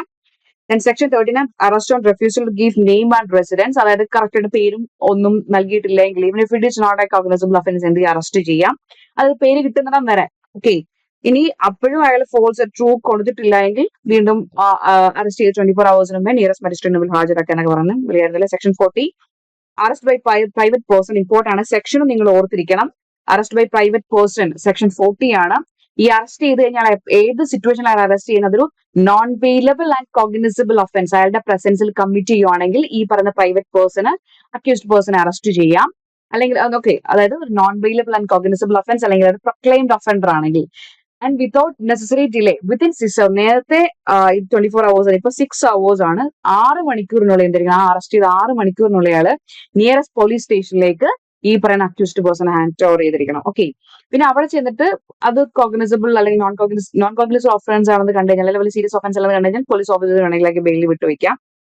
ഓക്കെ, ഇപ്പൊ സെക്ഷൻ 40 ഓർത്തിരിക്കാം. Arrest by private person section 40 എന്തൊക്കെ സിറ്റുവേഷനിലാണ് അറസ്റ്റ് ചെയ്യുന്നത്, ബെയിലബിൾ അല്ലെങ്കിൽ കോഗ്നിസിബിൾ, നോൺ ബെയിലബിൾ അല്ലെങ്കിൽ കോഗ്നിസിബിൾ ഒഫൻസ് അയാളുടെ പ്രസൻസിൽ കമ്മിറ്റ് ചെയ്യുകയാണെങ്കിൽ, അല്ലെങ്കിൽ ഒരു proclaimed offender. Okay, then section 41 important ആണ്. Arrest by magistrate section 41 session such ആയിട്ട് വേണമെങ്കിലും ഇങ്ങനെയുള്ള ഇതിൽ ചോദിക്കാം. ഈ പറഞ്ഞ arrest by private person, arrest by magistrate. Okay, when any offense is committed in the presence of a magistrate, whether executive or judicial, okay, അത് executive ആവാം judicial ആവാം, with this local jurisdiction എന്ത് ചെയ്യാം, അറസ്റ്റ് ചെയ്യാം. and thereupon commit the offender to custody. Then clause 2, any magistrate, whether executive judicial, at any time or directly arrest in his presence with his local jurisdiction of any person for whose arrest he is competent at the time and in the circumstances to issue a warrant. അതായത് ചില സിറ്റുവേഷനിൽ ഈ പറയുന്ന judicial and executive മജിസ്ട്രേറ്റിന് ഒരു competence ഉണ്ട്, ഒരു warrant issue ചെയ്യാനോ അല്ലെങ്കിൽ ആ പേഴ്സണെ അറസ്റ്റ് ചെയ്യാനുള്ള ജൂറിസ്ഡിക്ഷൻ ആ മജിസ്ട്രേറ്റിനുണ്ട് എങ്കിൽ ഇൻ ഹിസ് പ്രസൻസ് അയാൾ ഒന്നെങ്കിൽ അറസ്റ്റ് ചെയ്യുക അല്ലെങ്കിൽ ഡയറക്റ്റ് ചെയ്യാൻ അറസ്റ്റ് ചെയ്യാൻ വേണ്ടിയിട്ട്. ഓക്കെ, അതാണ് പറയുന്നത്. ദെൻ 42, 43, 42 ഒന്നും വലിയ ഇമ്പോർട്ടന്റ് അല്ല, ജസ്റ്റ് സെക്ഷൻ മാത്രം നിങ്ങൾ നോക്കിയിരുന്നാൽ മതി. ദെൻ 43 അറസ്റ്റ് ഹൗ മെയ്ഡ്, എങ്ങനെയാണ് അറസ്റ്റ് നടത്തുന്നത്, എന്താണ് making the same shall actually touch or confine the body of the person to be arrested unless there is submission to the custody by word or by action. By ആക്ഷനിലൂടെ അല്ലെങ്കിൽ by വേർഡ്സിലൂടെ എന്ത് ചെയ്യണം, നമ്മൾ submit ചെയ്യാത്തടത്തോളം കാലം എന്ത് ചെയ്യാം, അയാളുടെ body confine ചെയ്യാം, ടച്ച് ചെയ്യാൻ പറ്റും. പക്ഷേ വിമന്റെ കാര്യത്തിൽ അത് പറ്റത്തില്ല. അതായത് submission to the custody and oral intimidation of arrest shall be presumed ചെയ്യുന്നുണ്ട്.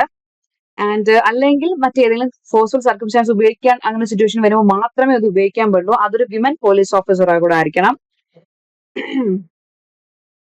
അതൊരു ക്ലോസ് 2-ൽ വേറൊരു കാര്യം പറയുന്നത്, അറസ്റ്റ് ഇവേഡ് ചെയ്യാൻ വേണ്ടിയോ അല്ലെങ്കിൽ എന്തെങ്കിലും ഫോഴ്സ് ഉപയോഗിക്കാൻ ചെയ്യുവാണെങ്കിൽ പോലീസ് ഓഫീസേഴ്സിന് എന്ത് ചെയ്യാം, നെസസറി മീൻസ് യൂസ് ചെയ്യാം.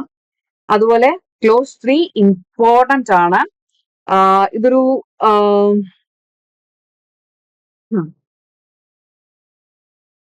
ഇമ്പോർട്ടന്റ് ആണ്, ഈ ഒരു കൺസെപ്റ്റ് ഓർത്തിരിക്കുക. സോറി, ഹാൻഡ് കഫിന്റെ കാര്യം. അതായത് പ്രേം ശങ്കർ വാസ് ഡൽഹി അഡ്മിനിസ്ട്രേഷൻ ഒരു കേസ് ആണ്, അത് ഹാൻഡ് കഫ് യൂസ് ചെയ്യുന്ന ഹ്യൂമൻ റൈറ്റ് വയലേഷന്റെ ഒരു ഭാഗമാണെന്നാണ് ആ കേസിൽ പറഞ്ഞത്. പക്ഷേ നമ്മുടെ BNS വന്നപ്പം അതായത് 43 ക്ലോസ് 3 പറയുന്നുണ്ട്, the police officer may keeping in view the nature and gravity of the offence എന്ത് ചെയ്യാം, ഹാൻഡ് കഫ് യൂസ് ചെയ്യാം. While making the arrest of a person or while producing such person before the court who is A habitual or repeat offender ആണെങ്കിലോ, who escaped from custody, who has committed offense of organized crime, terrorist act, drug-related crimes, or illegal possession of arms and ammunition, murder, rape, acid attack, counterfeiting of coins and currency notes, human trafficking, sexual offense against children or offenses against the state. Okay, ഇത്രയും offence ഒക്കെ ചെയ്യുന്ന അല്ലെങ്കിൽ ഈ nature and gravity of offence അനുസരിച്ച് എന്ത് ചെയ്യാം, handcuff use ചെയ്യാം. അത് ഹ്യൂമൻ റൈറ്റ് വയലേഷൻ അല്ല. ഓക്കെ, അതുപോലെ ക്ലോസ് 4-ൽ പറയുന്നത്, nothing in the section gives a right to cause of death of a person who is not accused of an offence punished with death or imprisonment for life. ഒരു case ഉണ്ടായിരുന്നു, ഒരു തെഫ്റ്റിന് ഒരാളെ arrest ചെയ്തിട്ടുണ്ട്. അയാള് രക്ഷപ്പെടാൻ എന്തെങ്കിലും ഫോഴ്സ് ഉപയോഗിക്കുന്ന സമയത്ത് എന്തിനാ അവർ ഷൂട്ട് ചെയ്ത്, പോലീസ് ഓഫീസർ ഷൂട്ട് ചെയ്ത് കൊല്ലുകയാണ് ചെയ്യുന്നത്.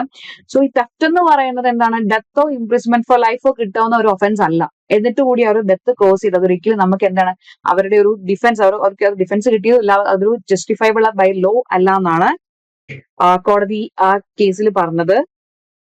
ഓക്കെ, അപ്പൊ എന്താണ് അങ്ങനെ ഒരു കേസസിൽ എന്ത് ചെയ്യാൻ പറ്റില്ല, ഡെത്ത് കോസ് ചെയ്യാൻ പറ്റത്തില്ല. Save in exceptional circumstance no women shall be arrested after sunset and sunrise. അത് ഓർത്തിരിക്കുക. വേറെ എക്സെപ്ഷണൽ സർക്കംസ്റ്റാൻസസ് ഉണ്ടെങ്കിൽ എന്ത് ചെയ്യാം, women police officer shall by making written report obtain the permission of the magistrate of first class with no jurisdiction the offense is committed. Arrest നടത്താം അങ്ങനെ exceptional സർക്കംസ്റ്റാൻസസിൽ മാത്രം. Then search of place entered by person sought to be arrested section 44 ആണ്. In case ഈ arrest ചെയ്യേണ്ട person ഏതെങ്കിലും പ്ലേസിൽ ഒളിച്ചിരിക്കുകയാണെന്ന് വെച്ചോ, എന്ത് ചെയ്യാം, സെർച്ച് ആൻഡ് സീസർ നടത്താം. പോലീസിന് സെർച്ച് ചെയ്തിട്ട് അയാളെ അറസ്റ്റ് ചെയ്യാം. അതാണ് സെക്ഷൻ 44-ൽ പറയുന്നത്. ജസ്റ്റ് നിങ്ങൾ വായിച്ച മനസ്സിലാവില്ല വരുന്നില്ല. അതിൽ ഇമ്പോർട്ടന്റ് ഒരു കാര്യം നിങ്ങൾ ഓർത്തിരിക്കുക, ഇൻ കേസ് ഏതെങ്കിലും ഒരു പോലീസ് ഓഫീസർ എന്നുള്ളിൽ അകപ്പെട്ടെന്ന് വെച്ചോ, അയാൾക്ക് ബ്രേക്ക് ഓപ്പൺ ചെയ്ത് തിരിച്ച് എന്ത് ചെയ്യാം, സാധനം എന്ത് ചെയ്യാം, കൂട്ടോ എന്താണെങ്കിലും തല്ലിപ്പൊളിച്ച് അവർക്ക് വെളിയിലും വരാം. അത് ഒരു ക്വസ്റ്റ്യൻ MCക്ക് ചോദിച്ചിട്ടുണ്ട്, ജസ്റ്റ് നിങ്ങൾ ഓർത്തിരിക്കുക. അപ്പൊ അതായത് ഒന്ന് ബ്രേക്ക് ഓപ്പൺ ചെയ്യാൻ പറ്റും, നമുക്ക് അയാൾക്ക് അങ്ങനെ ഒരു റീസണബിൾ സസ്പീഷൻ ഉണ്ട് അയാൾ അകത്തുണ്ട് എന്നുണ്ടെങ്കിൽ ബ്രേക്ക് ഓപ്പൺ ചെയ്ത് കയറാം. അതുപോലെ തന്നെ ആ പോലീസ് ഓഫീസർ ഉള്ളിൽ പെട്ടുപോയിട്ടുണ്ട്, അയാൾക്ക് തിരിച്ചിറങ്ങാൻ പാകത്തിന് ലോക്ക് ചെയ്ത് പോയിട്ടുണ്ടെങ്കിലും അയാൾക്ക് അപ്പോഴും എന്ത് ചെയ്യാം, ബ്രേക്ക് ഓപ്പൺ ചെയ്യാം. Then section 45 pursuit of offenders into other jurisdiction, മറ്റേതെങ്കിലും ഇതിലേക്ക് കടന്നിട്ടുണ്ടെങ്കിൽ അവിടെ പോയി അറസ്റ്റ് ചെയ്യാം, കുഴപ്പമില്ല. സെക്ഷൻ 46 no unnecessary restraint പാടില്ല. Section 46. Then 47 person arrest to be informed of the ground of arrest and of right of bail. The right of arrested person right ആണ്, എന്ത് ചെയ്തിരിക്കണം, ഗ്രൗണ്ട് ഓഫ് അറസ്റ്റിനെ പറ്റിയും അതുപോലെ ഒരു ബെയിലബിൾ ഒഫൻസ് ആണെങ്കിൽ നിങ്ങൾക്ക് bail as a matter of right ആണെന്ന് പറഞ്ഞ് ബെയിലിൽ അതും ആ ഇൻഫർമേഷനും കൊടുത്തിരിക്കണം. ദെൻ സെക്ഷൻ 48-ൽ പറയുന്നത് obligation of person making arrest to inform about arrest etcetera relative of friend. അത് ആ അറസ്റ്റ് ചെയ്ത കാര്യം അത് റിലേറ്റീവിനെയോ ഫ്രണ്ടിനോ ആരെങ്കിലും അറിയിച്ചിരിക്കുകയും വേണം. അത് ഇമ്പോർട്ടന്റ് ആണ്. അപ്പൊ സെക്ഷൻ 47 ഉം 48 ഓർത്തിരിക്കുക. Arrest right of arrested person ആണ്. Okay, Okay, then search of arrested person, section 49, section 50, power to seize offensive weapons. Section 49 പറഞ്ഞത് അറസ്റ്റ് ചെയ്ത് കഴിഞ്ഞിട്ടുള്ള സെർച്ച് ആണ്. അതിൽ ഓഫൻസീവ് വെപ്പൺസ് ഒക്കെ ഉണ്ടെങ്കിൽ അതൊക്കെ സീസ് ചെയ്തെടുക്കാം. ലൈക്ക് ഈ കസ്റ്റഡിയിൽ മറ്റേ എന്താ പറയാ സൂയിസൈഡ്സ് ഒക്കെ ഒരുപാട് ഉള്ള പരിപാടിയില്ലേ.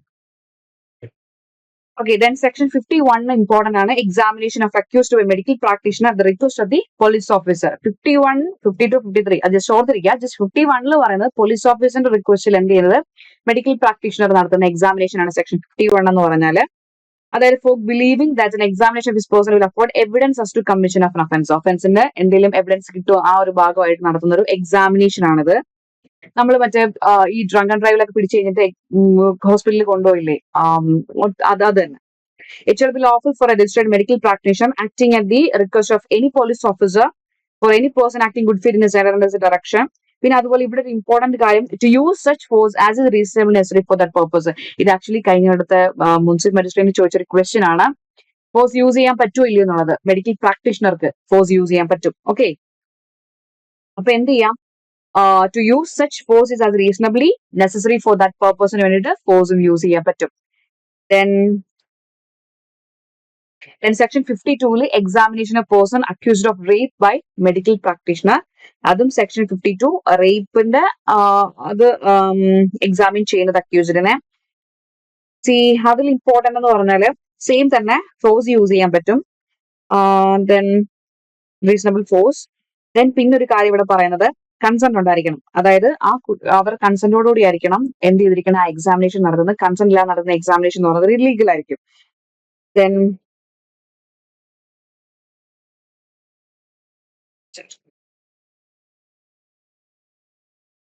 an examination of person arrested by medical officer. Sorry, really sorry. അക്യൂസ്ഡിന്റെ അല്ല, ഞാൻ റേപ്പ് വിക്ടിമിന്റെ എക്സാമിനേഷൻ ആണ് ഇവിടെ അല്ല. ഞാൻ അത് എന്തൊരു കൺഫ്യൂഷൻ എനിക്ക് തന്നെ തോന്നിയത്. സോറി. കൺസെന്റോടെ എക്സാമിനേഷൻ നടത്തുന്നത് വിക്ടിം ഓഫ് റേപ്പിന്റെ എക്സാമിനേഷൻ ആണ് കൺസെന്റോടെ നടത്തുന്നത്. അങ്ങനെ വിക്ടിമിന്റെ കൺസെന്റ് ഇല്ലാതെ നടത്തുന്നതാണ് ഇല്ലീഗൽ എന്ന് പറയുന്നത്. എനിക്ക് കൺഫ്യൂഷൻ ആയി. I am really sorry. Okay, then section 53 examination of arrested person by medical officer.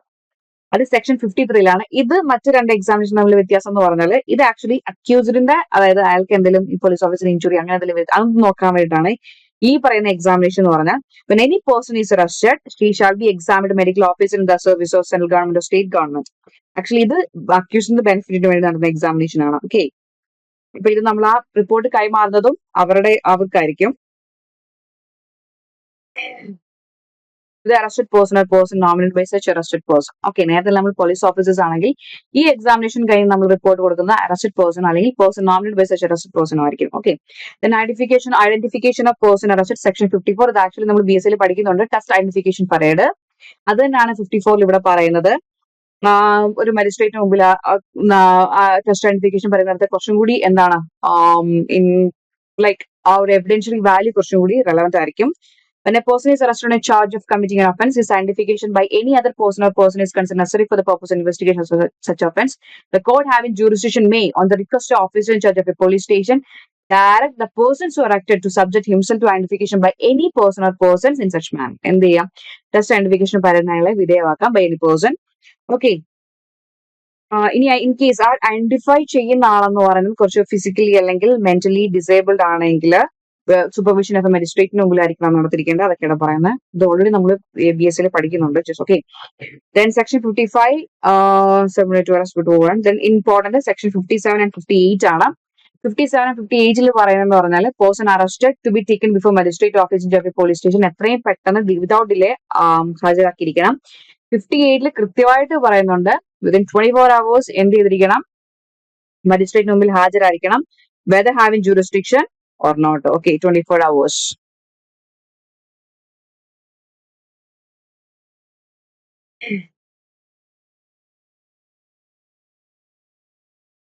Then discharge of person apprehended, power on to rescue has to be made strictly according to section 62. just section മാത്രം നിങ്ങൾ ഓർത്തിരുന്നാൽ മതി. എല്ലാ അറസ്റ്റും അല്ലെങ്കിൽ എല്ലാ procedure നടക്കേണ്ടത് ഈ പറയുന്ന സംഹിത base ചെയ്തിട്ടായിരിക്കും. Section 62 അത് നിങ്ങൾ ഓർത്തിരിക്കുക. ജസ്റ്റ് സെക്ഷൻ ചോദിച്ചിട്ടുണ്ട് കേട്ടോ, MCക്ക് ചോദിച്ചിട്ടുണ്ട് section 62. Then importance chapter 6 process to compel appearance. ഇത് ആക്ച്വലി ഇതിനകത്തുനിന്ന് MCQ ചോദിക്കുന്നത് കുറവാണ്, പക്ഷെ എങ്കിലും ഇമ്പോർട്ടന്റ് ആണ്. എവിടുന്ന് വേണമെങ്കിലും ചോദിക്കാം. അതുകൊണ്ട് ഇത് ഇമ്പോർട്ടന്റ് ആയതുകൊണ്ട് നമുക്ക് ഇത് ഒഴിവാക്കാൻ പറ്റില്ല. നമുക്ക് നോക്കാം. Forms of summons section 63. Every summons issued by the court under the Sanhita shall be in writing, in duplicate, signed by the presiding officer of such court or by such officer as the High Court may from time to time by rule direct and shall be bear the seal of the court. അപ്പൊ എന്താണ്? റൈറ്റിംഗിലായിരിക്കണം. In duplicate ചോദ്യം വരുന്ന അവിടെയാണ്. In duplicate, അതായത് writing in duplicate signed by presiding officer. അതുപോലെ തന്നെ രണ്ടാമത്തത് in an encrypted or any other form of electronic communication. In case വാട്സപ്പിലോ എന്തോ ആണെങ്കിലും ഇപ്പം നമുക്ക് സമൻസ് അയക്കാൻ പറ്റും. ഓക്കെ. Then section 64 ഇത് ഓർത്തിരിക്കുക. സമൻസ് ഡ്യൂപ്ലിക്കേറ്റിലായിരിക്കും വരുന്നത്. അതിലൊക്കെ ചോദ്യങ്ങൾ വരും. Then summons house served section 64. Every summons shall be served by a police officer or such subject to such rules the state government may make in his behalf by any officer of the court issuing it to public servant. Then provide that the police station register and the court shall maintain on important അല്ല. Section 65 service of summons on cooperative bodies. No. Section 66 service when person summoned cannot be found. എന്താണ്? നേരത്തെ എന്ന് പറഞ്ഞാല് adults mail member എന്നൊരു പരിപാടി ഉണ്ടായിരുന്നു. ഇപ്പൊ നമ്മൾ ഡിസ്ക്രിമിനേഷൻ ഒക്കെ ഒഴിവാക്കി അഡൽട്സ് മെമ്പർ ഓഫ് ഫാമിലി ആണ് കൊടുക്കുന്നത്. സെക്ഷൻ 66 പ്രകാരം ഇവിടെ ആരും ഇല്ലെങ്കിൽ അഡൽട്സ് മെമ്പറിൽ കൊടുക്കാം. പക്ഷെ servant is not a member of the family. MCQ ചോദിക്കുക, ഓർത്തിരിക്കുക. അപ്പൊ സെക്ഷൻ 66 എന്താണ് പറയുന്നത്? സർവീസ് സമ്മൻസ് എനിക്ക് പേഴ്സണലി കൊടുക്കാൻ പറ്റില്ലെങ്കിൽ adults member of the family കൊടുത്താൽ മതി. Servant is not a member. Then section 67 procedure when service cannot be effected as before. എന്ത് ചെയ്യാം? അവിടെ കോൺസ്പിഷ്യസ് പാർട്ട് ഓഫ് ദി ഹൗസ് അല്ലെങ്കിൽ ഹോം സ്റ്റഡിൽ അഫിക്സ് ചെയ്താൽ മതി duplicate. Section 68 service on government servant. Okay. അതെന്ന് പറഞ്ഞാൽ head of the office in which he is employed അവർക്ക് കൊടുത്താൽ മതി. അവരത് സൈൻ ചെയ്തിട്ട് നേരെ തിരിച്ചയക്കും. Okay. Then section 69 service of summons outside local jurisdiction ആണെങ്കിൽ എന്ത് ചെയ്യാം? അവിടെയുള്ള summons duplicate to a magistrate with whose local jurisdiction the person resides. അവിടെയുള്ള മജിസ്ട്രേറ്റിനായിരിക്കും അത് ഫോർവേഡ് ചെയ്യുന്നത്. ഓക്കെ. അപ്പം ഓർത്തിരിക്കുക. നമുക്കൊന്നുകൂടെ നോക്കാം. സെക്ഷൻ 63 പറയുന്നത് എന്താണ്? സമ്മൻസ് ഡ്യൂപ്ലിക്കേറ്റിലായിരിക്കും കൊടുക്കുന്നത്. അത് നമ്മുടെ പ്രിസൈഡിംഗ് ഓഫീസർ സൈൻ ചെയ്തിരിക്കും. പിന്നെ നമുക്ക് വേണമെങ്കിൽ എന്താണ് എൻക്രിപ്റ്റഡ് ഫോം ലൈക്ക് വാട്സ്ആപ്പ് എന്താണെങ്കിലും നമുക്ക് സമ്മൻസ് കൊടുക്കാൻ പറ്റും. 64 ഇമ്പോർട്ടൻറ്റ്, 65 66 ഇമ്പോർട്ടന്റ് എന്ന് പറഞ്ഞാല് അഡൽട്സ് മെമ്പർ ആണ്, മെയിൽ മെമ്പർ അല്ല. ഇപ്പം adults member of this family, servant is not a member. 67 ഇനി ആരും ഇല്ലെങ്കിൽ എന്ത് ചെയ്യാം? Conspicuous part of the house അല്ലെങ്കിൽ ഹോം സ്റ്റഡിൽ നമ്മൾ ഫിക്സ് ചെയ്താൽ മതി. Then 68 പറയുന്നത് ഒരു ഗവൺമെന്റ് സർവന്റ് ആണെങ്കിൽ ഹെഡ് ഓഫ് ദി ഓഫീസിലേക്ക് കൊടുത്താൽ മതി. 69 ഔട്ട്സൈഡ് ലോക്കൽ ജൂറിസ്ഡിക്ഷൻ ആണെങ്കിൽ എന്താണ് ചെയ്യുന്നത്? ഏത് ജൂറിസ്ഡിക്ഷൻ ആണോ അയാളുള്ളത് അവിടുത്തെ മജിസ്ട്രേറ്റ് അത് ഫോർവേഡ് ചെയ്യും. Section 70 proof of service in such cases when serving officer not present. അതായത് സർവിംഗ് ഓഫീസർ അത് നമ്മൾ ചെയ്തിട്ടുണ്ടെങ്കിൽ എങ്ങനെ പ്രൂവ് ചെയ്യും? സർവിംഗ് ഓഫീസർ പ്രസന്റ് അല്ലെങ്കിൽ ബൈ അഫിഡവിറ്റ് വഴി പ്രൂവ് ചെയ്താൽ മതി. പുള്ളിയുടെ അഫിഡവിറ്റ് കൊടുത്താൽ മതി. Okay. By an affidavit.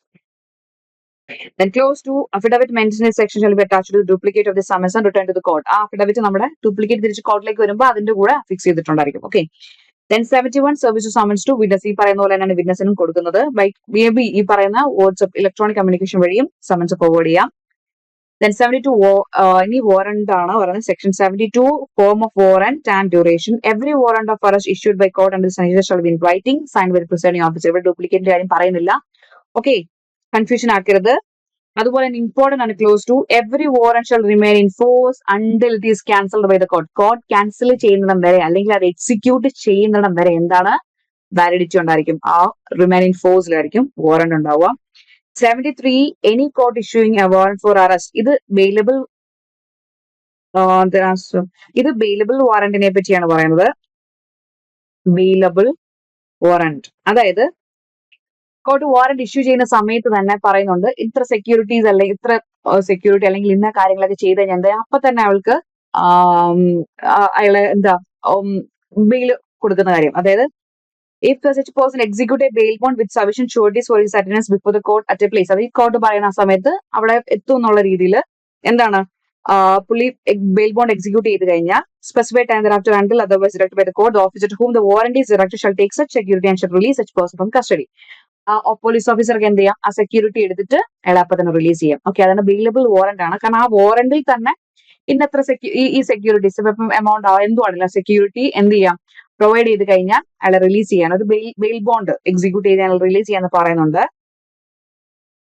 Then section 74 warrant to whom directed, police ഓഫീസേഴ്സിനായിരിക്കും. Warrant may be directed to any person, may be ആർക്ക് വേണമെങ്കിലും കൊടുക്കാം. പക്ഷേ അതെന്ന് പറഞ്ഞാല് ആ അറസ്റ്റ് ചെയ്യേണ്ട ഒരു എസ്കേപ്ഡ് കൺവിക്റ്റോ പ്രൊക്ലെയിംഡ് ഒഫൻഡറോ ആയിരിക്കണം. Okay, or any person who is accused of non bailable offence and is avoiding arrest. അങ്ങനെയാണെങ്കിൽ പോലീസ് ഓഫീസറിന് മാത്രമല്ല മറ്റേതെങ്കിലും ആൾക്കാർക്ക് വേണമെങ്കിൽ നമുക്ക് വാറന്റ് ഡയറക്റ്റ് ചെയ്യാം, എക്സിക്യൂട്ട് ചെയ്യാൻ പറയാം. Then notification of substance of warrant, person arrested to be brought before court without delay, section 78. Then where warrant may be executed, അതും ചോദിച്ചിട്ടുണ്ട്. വാറന്റ് നമുക്ക് ഇന്ത്യയിൽ എവിടെ വേണമെങ്കിലും എക്സിക്യൂട്ട് ചെയ്യാം, section 79. Okay, warrant forward for execution outside jurisdiction 80 important ആണ്. Outside ജൂറിസ്ഡിക്ഷനിലേക്ക് പോവുകയാണെങ്കിൽ എന്ത് ചെയ്യാണ്, ഇത് ബൈ പോസ്റ്റോ അല്ലെങ്കിൽ എന്തോ ആയിട്ടോ എന്ത് ചെയ്യാം, executive magistrate or district superintendent of police or commissioner of police within local limits whose jurisdiction to be executed. എവിടെയാണോ ഈ വാറന്റ് എക്സിക്യൂട്ട് ചെയ്യുന്നത് ആ ലോക്കൽ ജൂറിസ്ഡിക്ഷനിലുള്ള എക്സിക്യൂട്ടീവ് മജിസ്ട്രേറ്റിനോ ഡിസ്ട്രിക്ട് സൂപ്രണ്ട് ഓഫ് പോലീസിനോ അല്ലെങ്കിൽ കമ്മീഷണർ ഓഫ് പോലീസിനേക്കോ ആ വാറന്റ് പോസ്റ്റോ മറ്റേതെങ്കിലും വഴിയോ അത് ഫോർവേഡ് ചെയ്യും. എന്നിട്ട് എന്ത് ചെയ്യാം, ഇത് എക്സിക്യൂട്ട് ചെയ്യേണ്ട ഓഫീസർ അവിടെ ചെല്ലുമ്പോൾ ഇത് അയാളുടെ പേര് ആ വാറന്റിൽ എൻഡോസ് ചെയ്ത് കൊടുക്കും, അയാൾക്ക് അത് എക്സിക്യൂട്ട് ചെയ്യാൻ പറ്റും. ഓക്കെ, ദെൻ സെക്ഷൻ 82 പറയുന്ന procedure and arrest of person against whom warrant issued. Warrant issue ഇതിന്റെ പ്രൊസീജിയർ എന്ന് പറഞ്ഞാൽ അവർ അറസ്റ്റ് ചെയ്ത് കഴിഞ്ഞ് എന്ത് ചെയ്യാം, ഈ പറയുന്ന നമ്മുടെ അതായത് ഏത് കോടതിയാണോ വാറന്റ് ഇഷ്യൂ ചെയ്ത് ആ കോടതി ഈ പറയുന്ന നിയറസ്റ്റ് ഒരു ഡിസ്റ്റൻസിൽ അല്ല എങ്കിൽ ഏത് ജൂറിസ്ഡിക്ഷനാണോ അറസ്റ്റ് ചെയ്ത് ആ ജൂറിസ്ഡിക്ഷനുള്ള ഈ പറഞ്ഞ executive magistrate district superintendent of police commissioner പോലീസിൽ നമുക്ക് എന്ത് ചെയ്യാം, പ്രസന്റ് ചെയ്യാം, ഐ മീൻ സബ്മിറ്റ് ചെയ്യാൻ പറ്റും. Then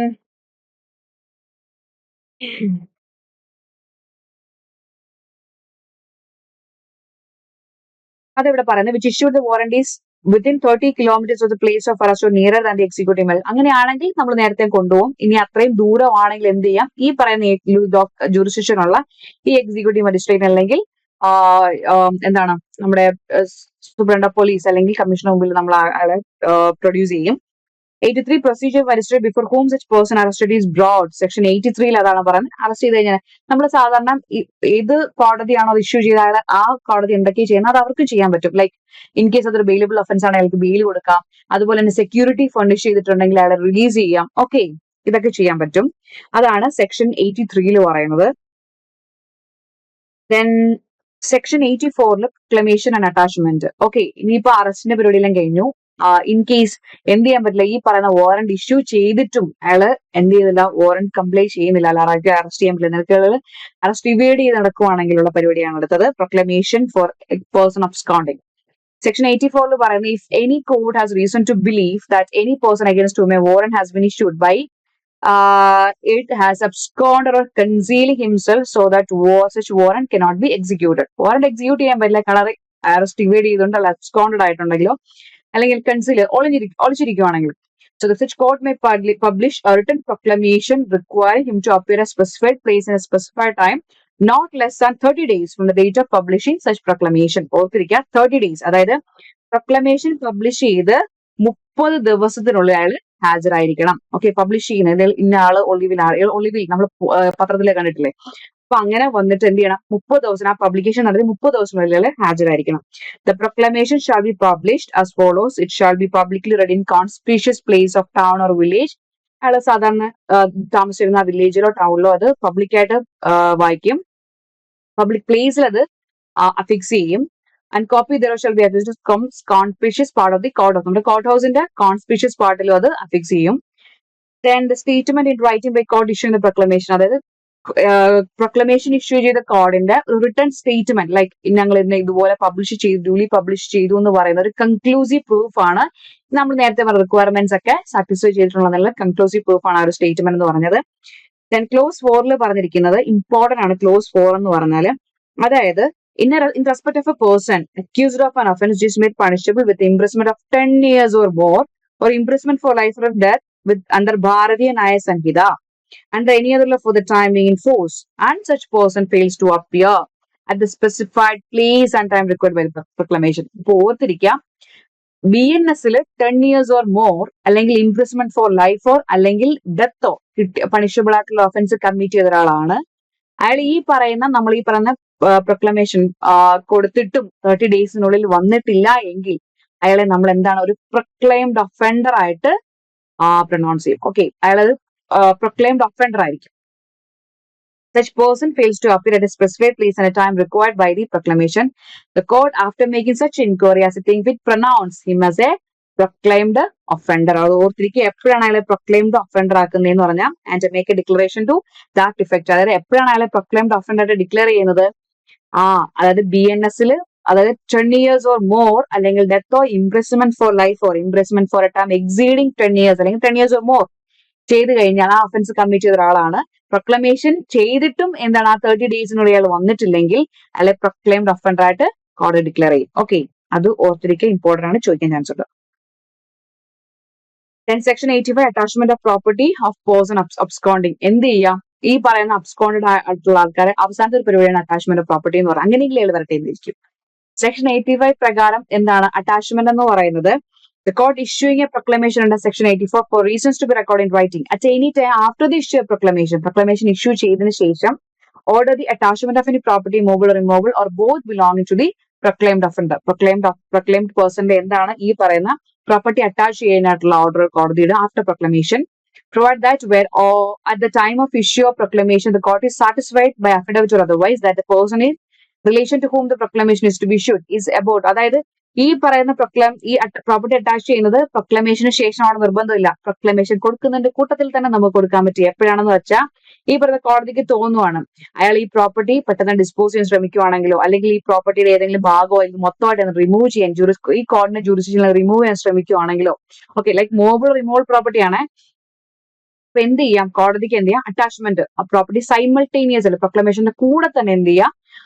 Order ഇടാം. Okay, and such order shall authorize attachment of any property belonging to such person within the district in which it is made, and shall authorize attachment of any property belonging to such person without such a district when endorsed by the district magistrate within whose district such property is situate. In case ആളുടെ jurisdiction ഇല്ല എങ്കിൽ കൂടി എന്ത് ചെയ്യാം?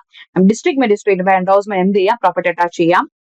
ഇത് property order to which is ഡെപ്റ്റ് or other movable property ആണ് എങ്കിൽ എന്ത് ചെയ്യും? എങ്ങനെയൊക്കെയാണ് ചെയ്യുന്നത്? By seizure, by appointment of receiver, by ordering writing prohibiting or delivering the property to such വേറെ ഏതെങ്കിലും പേഴ്സൺ ഡെലിവറി ചെയ്യുന്നത് തടഞ്ഞുകൊണ്ടോ അങ്ങനെ എന്തെങ്കിലും, അല്ലെങ്കിൽ ഇത് ഏതെങ്കിലും രണ്ട് മെത്തേഡ് യൂസ് ചെയ്താൽ മതി. ഈ പ്രോപ്പർട്ടി ഇമ്മൂവബിൾ ആണെങ്കിൽ പൊസിഷൻ എടുക്കാം, പ്രോപ്പർട്ടി ഒരു റിസീവർ അപ്പോയിന്റ് ചെയ്യാം, ഈ പറയുന്ന മറ്റേ ആരെങ്കിലും ഡെലിവറി ചെയ്യുന്നത് തടയുകയും ചെയ്യാം. ഏത് രീതിയിലാണ് ജസ്റ്റ് പറയുന്നുള്ളൂ. ഓക്കെ, ദെൻ പ്രോപ്പർട്ടി അറ്റാച്ച് ചെയ്യുക, അതാണ് സെക്ഷൻ 85 പറയുന്നത്, attachment of property of A proclaimed offender. Then section 86 പറയുന്ന identification attachment of property proclaimed offender. ഇത് പുതിയൊരു പരിപാടിയാണ് കേട്ടോ.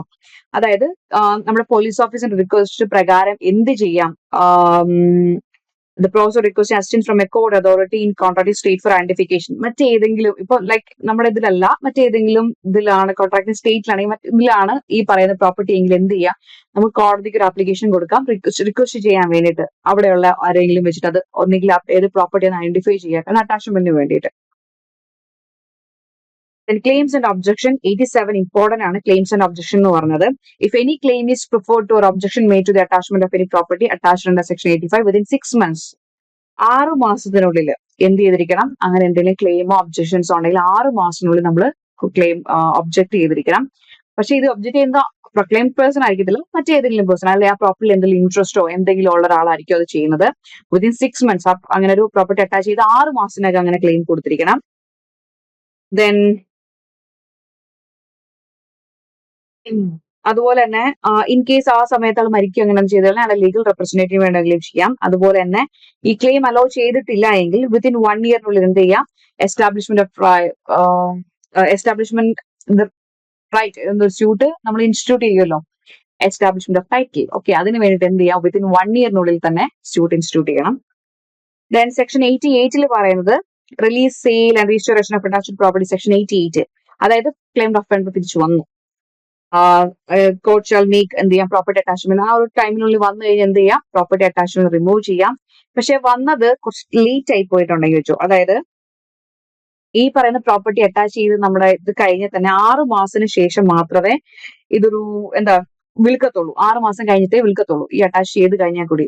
അന്ന് ഇൻ കേസ് ആ 6 മാസത്തിന് ശേഷം വിത്തിൻ ഈ 6 മാസം കഴിഞ്ഞ് നമ്മൾ വിറ്റില്ല, പ്രോപ്പർട്ടി വിറ്റു കഴിഞ്ഞിട്ട് വിത്തിൻ 2 ഇയേഴ്സ്, ആ വിറ്റ് കഴിഞ്ഞ് വിത്തിൻ 2 ഇയേഴ്സിനുള്ളിലാണ് ഈ പറയുന്ന പ്രൊക്ലെയിംഡ് ഒഫൻഡർ വന്നിട്ട് പറയണം സാറ്റിസ്ഫൈ ചെയ്യണം ഞാൻ മനഃപൂർവ്വം അല്ല, ഞാൻ ഇതിനെപ്പറ്റി അറിഞ്ഞില്ല, അല്ലെങ്കിൽ ഒരു റീസണബിൾ ജസ്റ്റിഫിക്കേഷൻ കൊടുത്തു കഴിഞ്ഞാൽ ആ പറഞ്ഞ സെയിൽ ചെയ്ത് കഴിഞ്ഞാൽ നെറ്റ് പ്രോസീഡ്സ് ഉണ്ടല്ലോ അത് അയാൾക്ക് കൊടുക്കും. ഇനി അത് അഗ്രീവ് ചെയ്തിട്ടുള്ള ആൾക്കാരാണെങ്കിൽ എന്ത് ചെയ്യാം, ബില്ലിന് അങ്ങനെ റെഫ്യൂസ് ചെയ്തിട്ടുണ്ടെങ്കിൽ കൊടുക്കത്തില്ലെന്ന് പറഞ്ഞിട്ടുണ്ടെങ്കിൽ നേരെ അപ്പീലിന് പോകും. അതാണ് 89 പറയുന്നത്. ഓക്കെ, സെക്ഷൻ 90 സെക്ഷൻ 90 ഇമ്പോർട്ടന്റ് ആണ്. കഴിഞ്ഞ മുനിസിപ്പൽ മജിസ്ട്രേറ്റ് എക്സാമിന് ചോദിച്ചിട്ടുള്ള ഒരു ക്വസ്റ്റ്യൻ ആണത്. പക്ഷെ അത് CRPC സെക്ഷൻ വെച്ചിട്ടാട്ടോ ചോദിച്ചേ. Section 90. Court may in any case which is empowered by Sangeeta to issue a summons for the appearance of person issue after recording his reasons in writing a warrant for his arrest. അതായത് summons issue ചെയ്ത് അപ്പൊ എപ്പോഴേക്കും warrant issue ചെയ്യുന്നത്, ഒന്ന് നമുക്ക് എന്ത് ചെയ്യാം, summons issue ചെയ്തതിന് ശേഷം അതായത് സമൻസിനെ കംപ്ലീറ്റ് ചെയ്തിട്ടില്ലെങ്കിൽ നെക്സ്റ്റ് ടൈം എന്താണ് വാറന്റ് ഇഷ്യൂ ചെയ്യാം. ഇനി അല്ലെങ്കിൽ സമൻസ് ഇഷ്യൂ ചെയ്യുന്നതിന് മുന്നേ വേണമെങ്കിലും വാറന്റ് ഇഷ്യൂ ചെയ്യാം. എപ്പോഴാണ് കോടതിക്ക് തോന്നുവാണ് അയാൾ സമൻസിനെ എന്ത് ചെയ്യുക, ഒബേ ചെയ്യത്തില്ല, അതുപോലെ തന്നെ എസ്കേപ്പ് ആവാനുള്ള chances.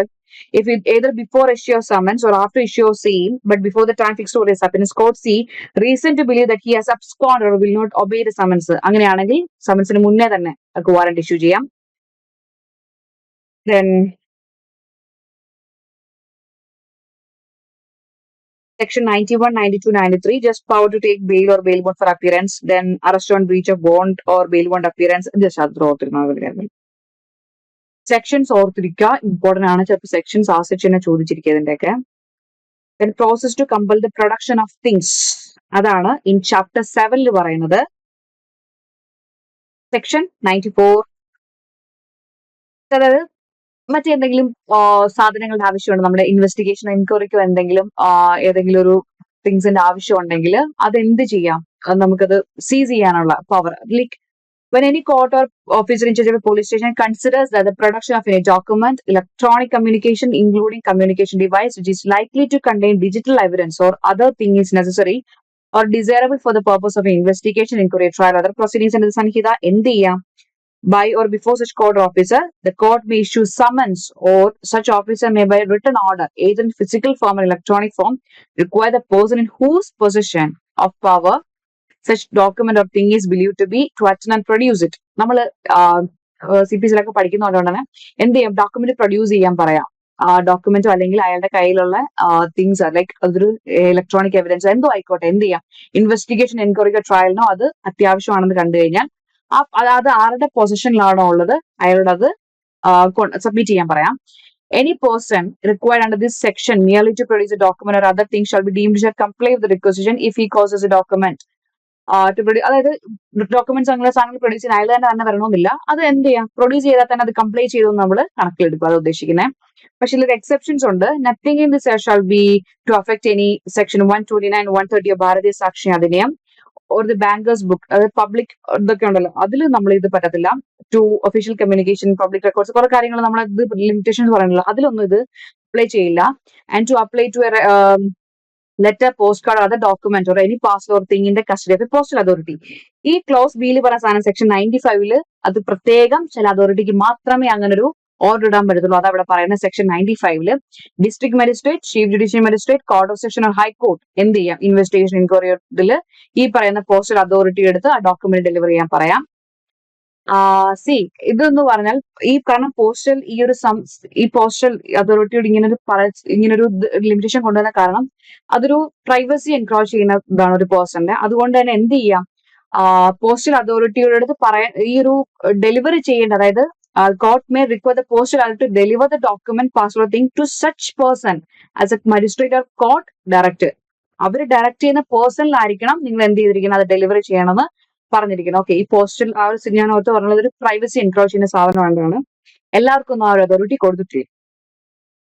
Then if any such document, parcel or thing is, in the opinion of any magistrate, whether executive or judicial, or of any commissioner of police or district superintendent of police, wanted for any other purpose, he may require the postal authority to cause search to be made for and to detain such document, parcel or thing, pending the order of district magistrate, chief judicial magistrate, or code under section 1. In case ഈ പറയുന്ന നമ്മുടെ മറ്റേതെങ്കിലും magistrate, നമ്മൾ നേരത്തെ executive judicial എന്ത് ചെയ്യണം, commissioner police, district superintendent എന്ത് ചെയ്യണം, ഈ ഒരു സാധനത്തിന്റെ ആവശ്യമുണ്ട് ഇതുപോലെ അവരുടെ ഇൻവെസ്റ്റിഗേഷൻ ഇൻക്വയറിയുടെ കാര്യത്തിൽ എന്ത് ചെയ്യാം, അത് പോസ്റ്റൽ അതോറിറ്റി പറയാം, നിങ്ങൾ അത് കണ്ടുപിടിച്ച് വെക്ക്, അവിടെ വെച്ചോ, മറ്റൊരു ഓർഡർ വരുന്നിടം വരെ.